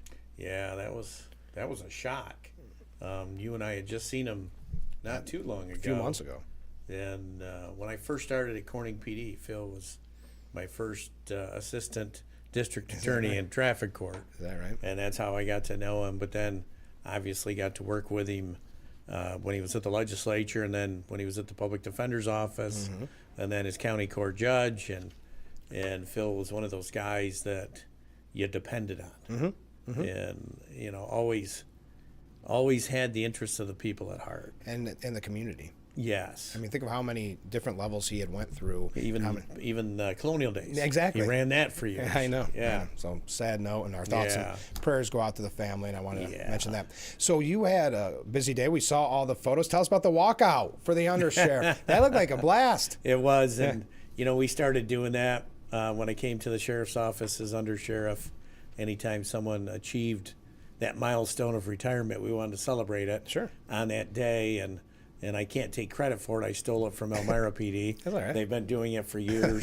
But yeah, it was, and the outpouring of support on social media afterwards for him was touching. It was touching. Again, I hated to see him go. I'm sad that he left. But, you know, everybody wished him well and appreciated him. Oh, yeah. And that was nice. The deputies did a really nice shadow box that they presented to him. And it was a good day. It's kind of one of those bittersweet then. It was. It was. The photos looked wonderful though, and it looked like such a nice celebration. How's he taking it? Have you talked to him? Yeah, actually, I had dinner with him Saturday night. Okay, good. He's doing him and his family. He's doing well. He's expecting a grandbaby this week. Oh wow! So he's got he's pretty excited. A lot of new chapters in life here. Wow. Yeah, and he's excited to get moving on the new job. He's taking a little time off right now and taking care of some stuff, but he's excited to begin the next chapter. I'm sure. Now, how is the kind of, for lack of a better word, reorganization went now that he's out? It's going good, actually, really well, surprisingly well. I'll say that. People are sliding in, so we promoted Lieutenant Logston to undersheriff, and then they did interviews, and who was Sergeant Sorge.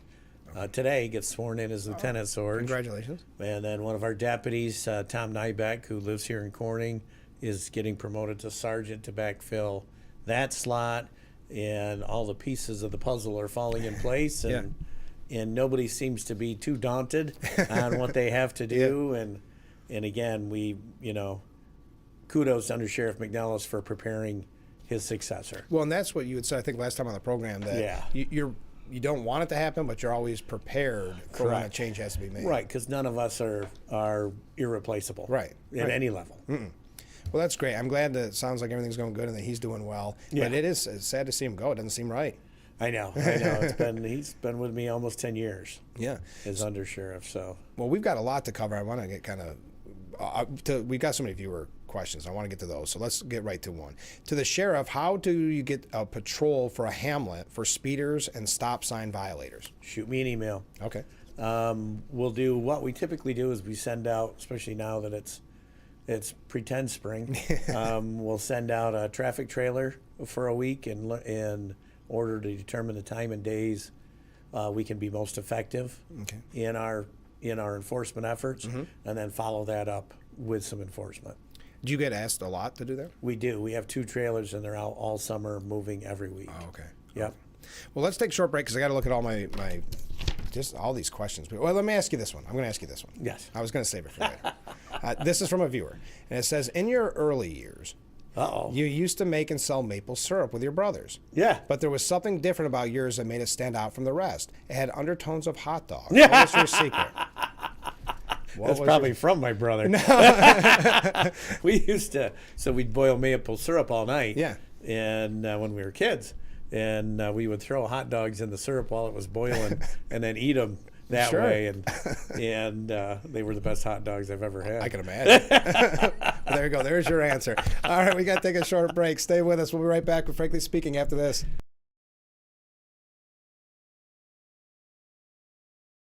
Accidents happen. If you're looking for an honest, dependable, trustworthy auto repair shop, bring it to Nappy's. Or if it's undrivable, have it towed right to us. It's your choice where to take your vehicle. Nappy's works with all insurance companies and will manage all vehicle calibrations. Nappy's has a state-of-the-art paint booth and a new and improved repair shop. Let our friendly staff of specialists help you through the process and get it done right the first time. Commit to Nappy's, family-owned for 3 generations. Thank you for your business. Nappy's Auto Body done right.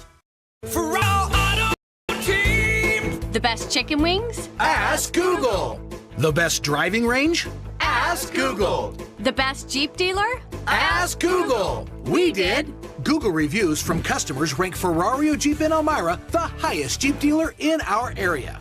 If you don't see me, I can't save you any money. Check out the new Jeeps during our Declaration of Deals event. Visit Ferrario in Elmira or at Ferrario.com. Hot tubs, hot tubs. With Easter coming, what better way to make every day better than with a Hesselsen's hot tub? During these uncertain, stressful times, what better way to relieve tension and relax those achy muscles? During Easter week, free chemicals and free steps, and the new and innovative energy-efficient smart top and hydraulic lift systems are just half price. Plus, huge, unprecedented discounts on 2025 models as factory reps will be on hand. Hesselsen's Easter week hot tub sale is going on now through Saturday at 5 p.m. After 70 years, it's still fun to poke in the corners at Hesselsen's. Hello there, I'm meteorologist Brandon Weathers. We have a sunny and seasonable Wednesday, topping off near 53 with some sunshine right on track with average, then lows that'll be in the low to mid 30s with some clear skies going into Thursday. Highs back in some mid 50s south to low 60s north. We'll then continue to trend warmer on Friday with a low chance of showers. Overall, not a lot of moisture in the forecast. 70s returning by Monday.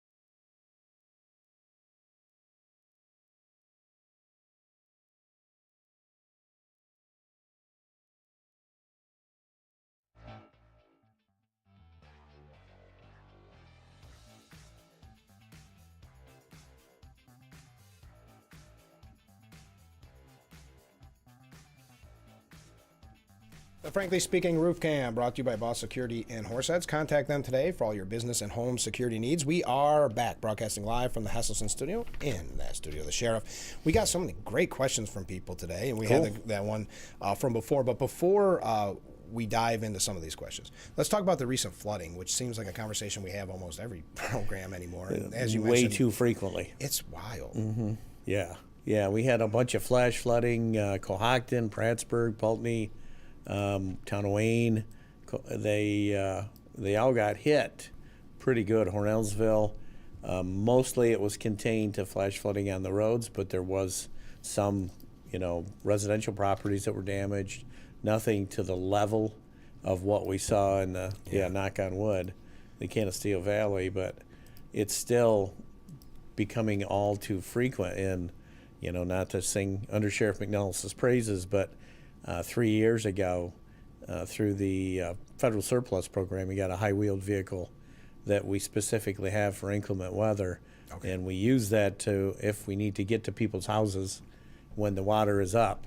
Wow. And, he had the foresight to reach out and get that for free for the county. Yeah.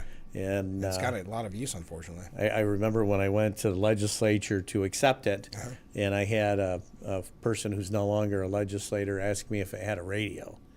And I said, well, no, it's military surplus. And he said, well, then it's not for free. And I said, well, we've got a used radio we can put in it. Well, AM and FM? Yeah, well, police radio. No, I know. And I remember that it was like a $300,000 truck that we got for $0, and his whole concern was whether or not it had a radio. Well, that's it's nice to focus on what's important. But that has been, I know every time we talk about that, that's been so instrumental because we've had such tragic stories lately. It seems like every springtime. I feel so bad for these folks that not only get it once, but twice, 3 times. I know. I mean, there's specific roadways that it feels like they get hammered every time. And then you think about the school that was completely redone. I mean, anyway, we don't have to go through all that. Let's stay positive, Yeah, shall we? let's stay positive. We're trying to. Okay, comment from a viewer. Let's talk a little bit, and I know this is a positive one. New York State Sheriff's Institute, and we've talked about the camp. What's going on there? Yeah, so we're doing our honorary membership right now, the big fundraiser for everybody for the camp. And so now it's open, because before it was kind of pick and choose. Now it's everybody. And so if you got a letter that's signed by me and saying please, that's what it's about. It's for the summer camp. So please do give and support that program. We've got some cool things coming up with that. July 12th at Watkins Glen International, we're going to have a mud run to raise money for it, and we're working with Dawn Berlew up She's at on the program WGI. Tomorrow. She'll know all about it. Sheila Sutton, the race director from Wine Glass, is helping us with it. And it's a no joke 5K. It goes through some ravines. And, oh, really? Oh, yeah. It's not just a track then. No, it's a mutter. And we're calling it Beyond the Call is what the name of it is. It's, again, to raise money for the wellness program and the wellness center at the camp. And Craig Bianco, who's the undersheriff in Schuyler County, he's the one that came up with the idea, and we formed a committee, and it looks like it's going to be a big deal. So that sounds it. Yeah. What a great, and you couldn't ask better people to be involved with it. I know. I mean, they're going to help you no matter what. When they offered to help, it was like, phew. Thank you. You're in charge of the committee now. Thank you. So anybody can sign up for it? Yeah. Okay. Yeah, we're doing teams of 3, or you can do individuals. Yeah. Okay, and we'll probably, as it gets registration closer, will come out in another month or so. Okay, that's what I was going to ask. So there's no hurry yet, but it sounds like it could be those things are really popular. Yeah, and I think it's going to be a fun day. We're also doing a 1.5 miles for kids age 5 through 12. Oh, cool. Which is flat. Yeah. Well, and I think anybody that watches this program knows about the camp, but maybe it has been a while since we've kind of regrouped. Do you want to tell us a little bit about that? Sure. So we have the summer camp that runs every year on Kuka Lake. It's on the it's just south of Kuka College, and we bring in kids from all over the state that wouldn't have an opportunity to have a summer vacation otherwise. We send usually between 12 and 15 from Steuben County each year, and we have our school resource officers nominate children they think it would be a good fit for. So they go up there, and it's unplugged for a week. Wow. And it's rustic. Yeah. And it's all in the water. And, I mean, it's kayaking, sailing, canoeing, paddle boarding, you name it, swimming. And we get a lot of kids that come up from downstate that have never been in the water before and never been in the woods before. Right. And they show up with what's on their back. So we always do a big clothing run. The Office for the Aging supports it. Oh, that's great. And we donate a ton of clothes every year for kids that don't even have a change of clothes with them when they show up. And, the best way I can describe it was a former chief deputy from Broome County called it Camp Self-Esteem. Okay. Because kids come in, Yeah. Whole big-eyed, new and world. and then they leave confident. And one of the coolest things about it is the camp counselors, some of them are actually deputy sheriffs from the home counties, and they don't wear uniforms all week. They're dressed in shorts and T-shirts. Right. And they're helping all week, and then Friday night when they have their campfire before they go home on Saturday, the deputies all come in uniform. Oh, great idea. So these kids get to see, their ages 9 through 13, I think it is.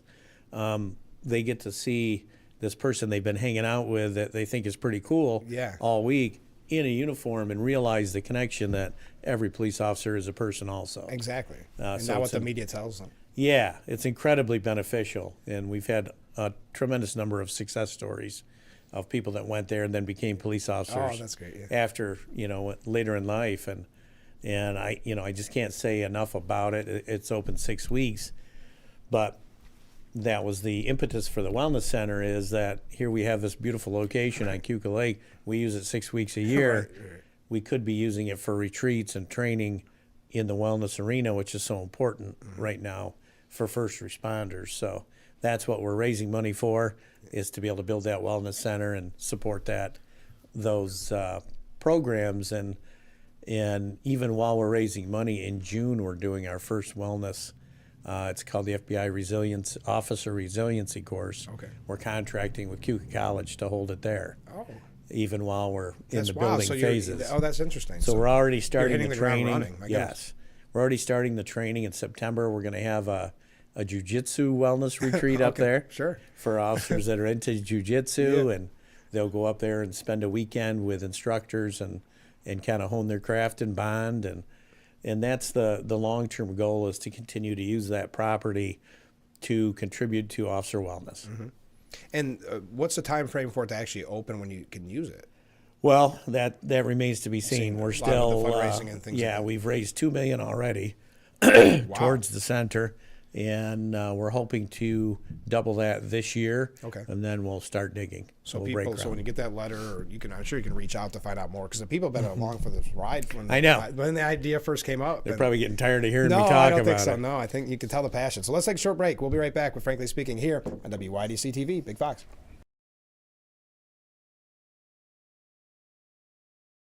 Accidents happen.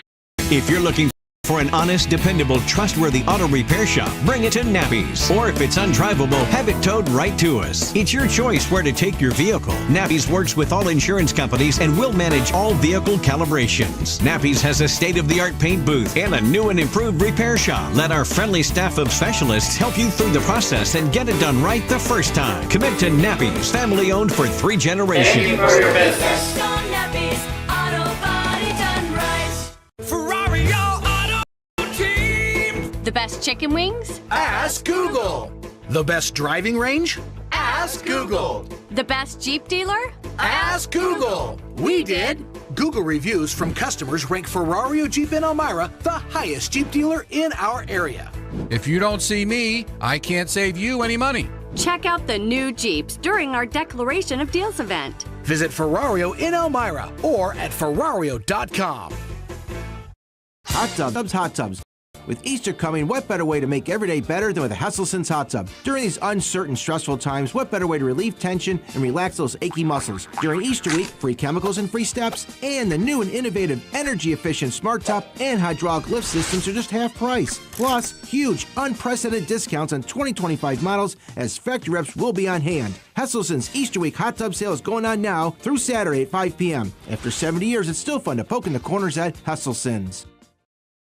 Hello there, I'm meteorologist Brandon Weathers. We have a sunny and seasonable Wednesday, topping off near 53 with some sunshine, right on track with average. Then lows that'll be in the low to mid 30s with some clear skies going into Thursday. Highs back in some mid 50s south to low 60s north. We'll then continue to trend warmer on Friday with a low chance of showers. Overall, not a lot of moisture in the forecast. 70s returning by Monday.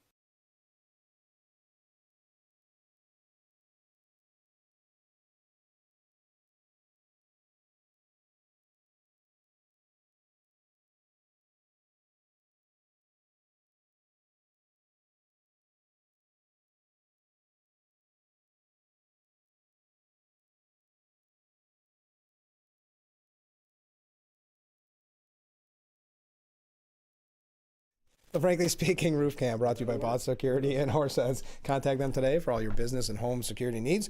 We are back. Oh, I thought you were looking at our beautiful view. Look at that. Beautiful view of historic Market gorgeous. Street. Isn't that nice? Looks gorgeous. Looks a lot nicer out there than it actually is. It's cold this morning. We're back with the sheriff. I don't think there's anything to really report on. But let's talk about the New York State budget for just a second. Because we talked with Joe Sempolinski on Friday. Isn't it amazing you've got one party rule in Albany and they can't come to an agreement? They can't agree. I know. I know. You got the governor's proposal and the Senate's proposal and the Assembly's proposal and never the twain shall meet. I know. and we're just sitting here waiting to see. But once again, you just went through the worst year in history for corrections in New York State. Easily. Yeah. Not an argument. And what do you see in the budget to help and support those folks? Or to change the HALT Act? Yeah. Make the situation better? Yep. I see nothing. No. I see him doubling down Yeah. on stupidity. Exactly. And undoubtedly there'll be talks of more closures of prisons. And we just don't learn our lesson. I know this sounds bad. The things that Hochul seems to have latched onto doesn't seem to be as heavily on law enforcement as in the past. But you never know when the smoke clears. That's what makes me concerned. Other than anything to do with ICE, because that's that's a big thing for Mr. Blakeman. Yeah, his county. Is very involved with ICE. So and he's very proud of it. Suddenly, that's the worst thing in the world. But I don't think we've talked, at least not on the show, since then. But Blakeman was in Chemung, and he was. It was all 4 corrections officers, and it felt nice because obviously from Albany, we're not, like you said, we're not seeing the support for COs. Well, and that's, it makes it so difficult for us to recruit. And I got to give part of the changing and the reorganization is now that we have folks that understand graphic design and AI. We're getting some good social media advertisement out there about coming and joining the team. Much better than anything I ever did, and it's kind of cool to see what just that little bit of change does in order for us to recruit and retain. So is it still a struggle then? It is. We're seeing some improvement on the corrections side, but we're still, 9 or I think even with all the new ones we have starting right now, we were 14 down. We got 5 new ones starting, and that's if nobody leaves. Then we'll be 9 down. But it's an improvement over, we were 16, 18 down a year ago. So, wow. But like you said, it is really a message from Albany. You can't blame someone for not wanting to get into what is a good job. But you can't blame them when you look at what happened with when they get vilified. Yeah. Yeah. And treated as if they're the problem. Yes.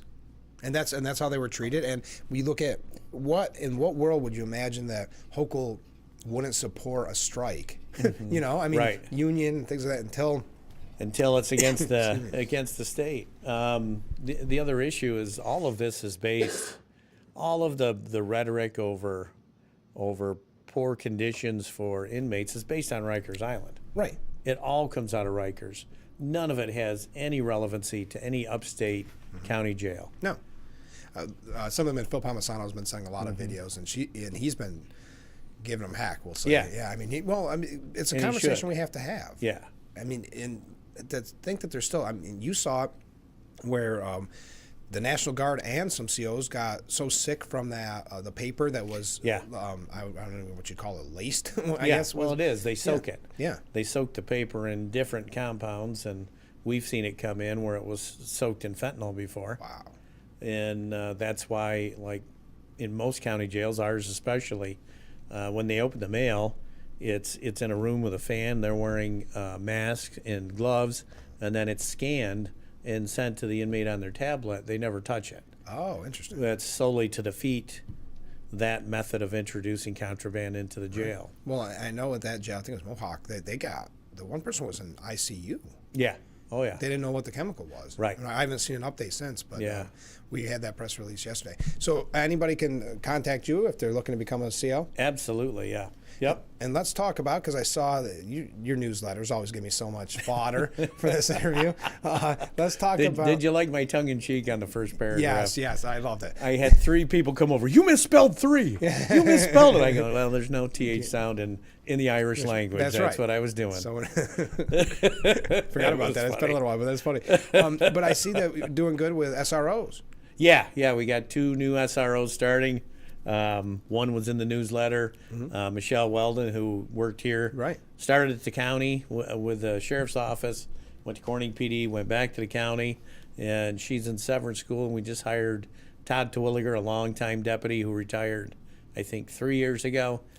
Came back and he's doing Carter School for us now. That's great.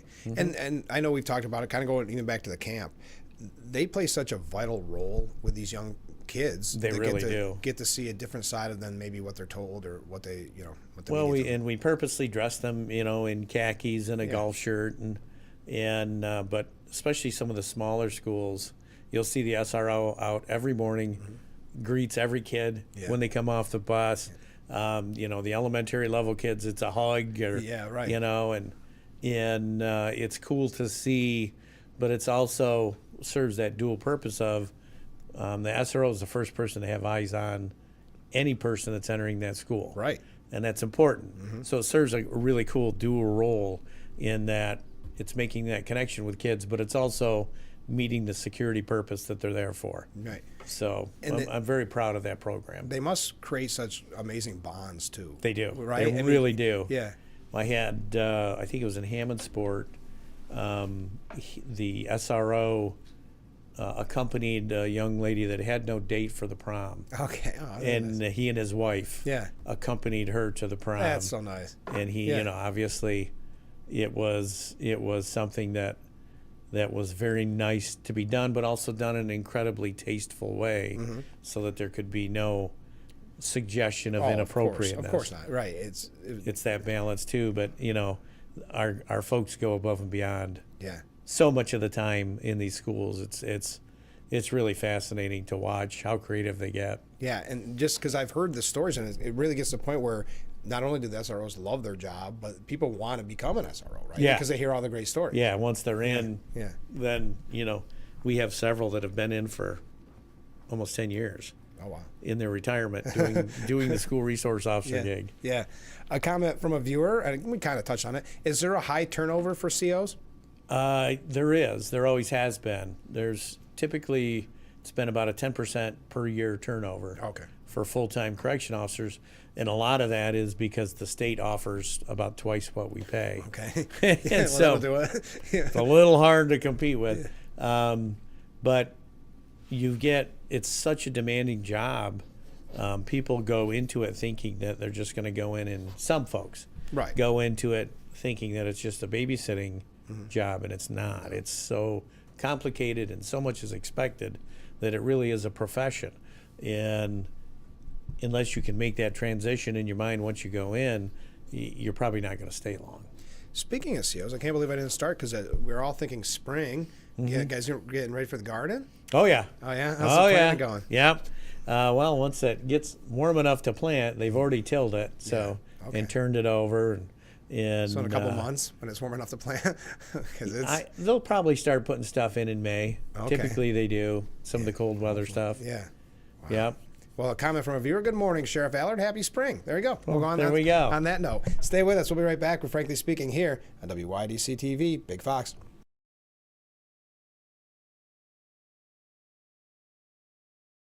What a day. Rock and roll, let's go! If you want an experience that wakes you up, a place where you can scream to your heart's delight, go ahead.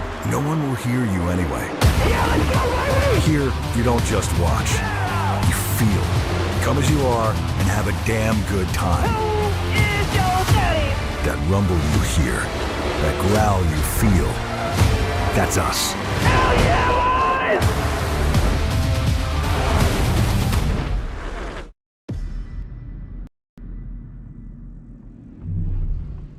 When you spend 100 years building chainsaws, you get really good at building chainsaws. So when Steel built the mower, we built the chainsaw mowers.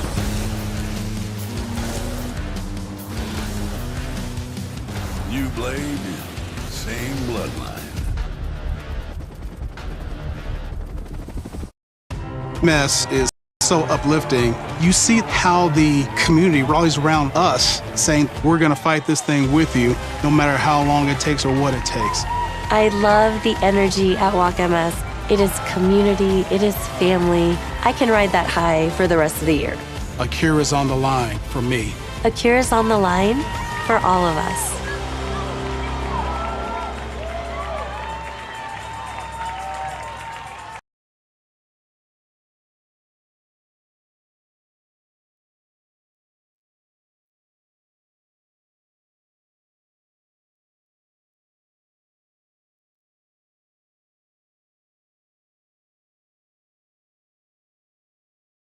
Month after month, year after year, even decades you've paid into the insurance system. You've done your part. But when you're seriously injured in a car accident or another tragedy, that system turns its back. Insurance companies care more about pumping up profits and stock prices than paying for your medical bills, your lost wages, or your recovery.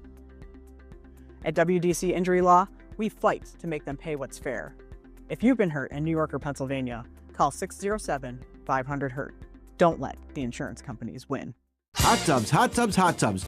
With Easter coming, what better way to make every day better than with a Hesselsen's hot tub? During these uncertain, stressful times, what better way to relieve tension and relax those achy muscles? During Easter week, free chemicals and free steps, and the new and innovative energy-efficient smart top and hydraulic lift systems are just half price. Plus, huge, unprecedented discounts on 2025 models as factory reps will be on hand. Hesselsen's Easter week hot tub sale is going on now through Saturday at 5 p.m. After 70 years, it's still fun to poke in the corners at Hesselsen's. Hello there, I'm meteorologist Brandon Weathers. We have a sunny and seasonable Wednesday, topping off near 53 with some sunshine right on track with average, then lows that'll be in the low to mid 30s with some clear skies going into Thursday. Highs back in some mid 50s south to low 60s north. We'll then continue to trend warmer on Friday with a low chance of showers. Overall, not a lot of moisture in the forecast. 70s returning by Monday.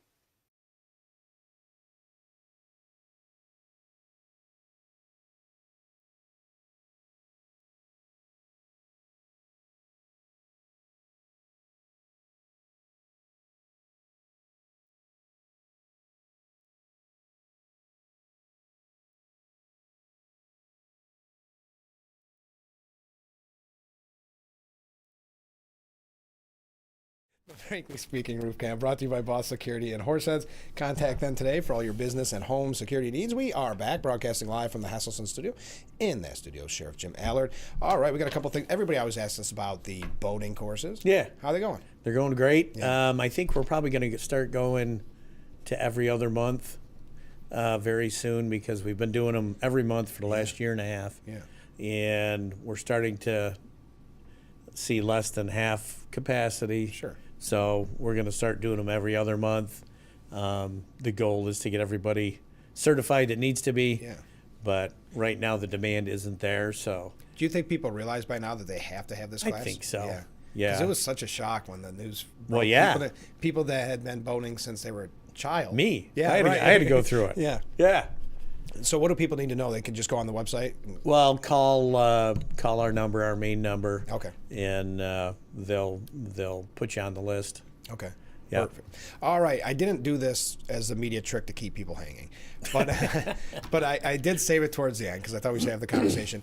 Any updates on what is happening with the county? So yeah, they were appealing, as you know. Mm-hmm. They appealed the decision by Supreme Court Justice Cook, and that was supposed to go in March.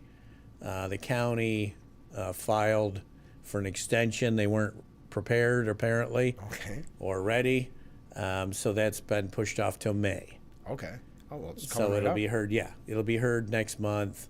And then hopefully this is all put to bed on that end. And there's no idea of when it's heard how long it'll take, is there?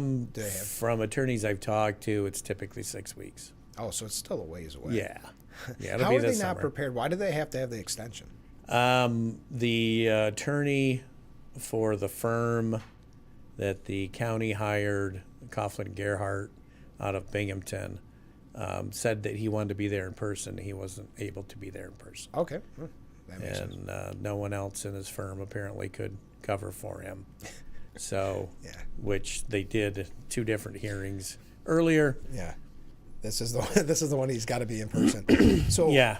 I know we've talked about this a lot, but so we're saying May, then you've got a couple more weeks after that. When did this all start? This started in June of 23. So that it'll make it. Yeah. It'll make it 3 years. Yeah. Yeah. Wow. Yeah, they passed. It started in June is when I started getting threatened. Then it was on the agenda for. Actually, it was never on the agenda. It was brought up in committee in July, and then it was tabled for the legislature in July, tabled again in August, and then voted on in September. So you think that started in June?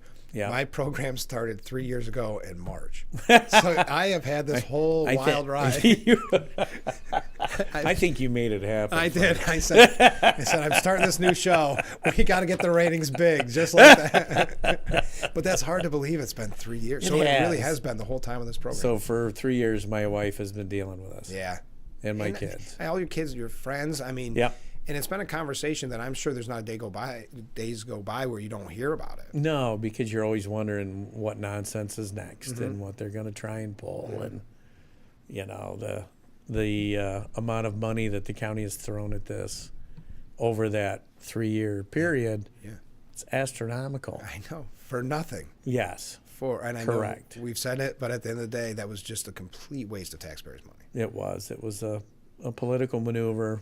You know, some call it election engineering, right? An attempt at it. Yeah, right. You know, we'll leave it to the viewers to figure out what they want to call it, but I know it was completely unnecessary and a complete waste of taxpayer money. Right, and I know we've talked about it all the time, but you've gotten so much support. It was overwhelming. Yeah, Even when early you were on on. this program, people were talking, and I had mentioned to you, even viewers from Chemung County and Scott, they would write in, and knowing that you're an elected official, that would drive them crazy. Not knowing you're not in the same county as them, that they basically, it was very Trump-esque at the time when everybody was saying, you know, they're trying to make it so we can't vote for Trump. It's the same thing with you. We voted for you, and then they're trying to silence you. And it just, it's hard to believe. How many shows do you think it would take to just recap the whole thing? It would take probably 3.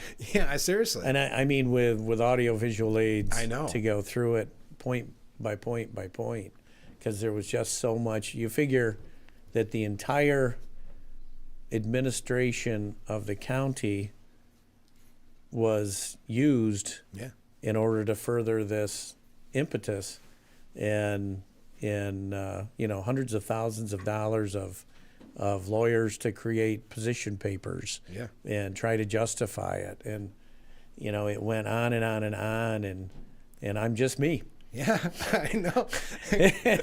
And luckily for me, I have, you know, obviously the support of my family, but the support of the people that saw through the smokescreen. Yeah. Think of how many people have had conversations because of this. They're getting paid to have conversations about you, to study you, to watch this show. I just think that's a fascinating. There's someone out there with a full-time job basically for you. Yeah. Crazy. I don't know what to think of that. Crazy, but in the meantime, you know, my goal is and has always been to make the sheriff's office the most professional agency I can, and to serve the public in the best manner that we can, and we've been doing that. And I'm very proud of the work we've done. I'm proud of the individuals that we have there that are doing the phenomenal job every day. And when I say I get to work with real heroes every day, I mean it. You do. Okay, we're out of time, but a quick question. I think it is so unjust that Sheriff Allard and his family have had to bear the personal cost of this litigation. Is there a legal fund I can contribute to? No, not yet. Thank you, though. All right, on that note, Sheriff, thanks so much for being on the show. We'll do it again soon. All right. Join us tomorrow, Don Berlew will be our guest, starting at 6 a.m. That's perfect.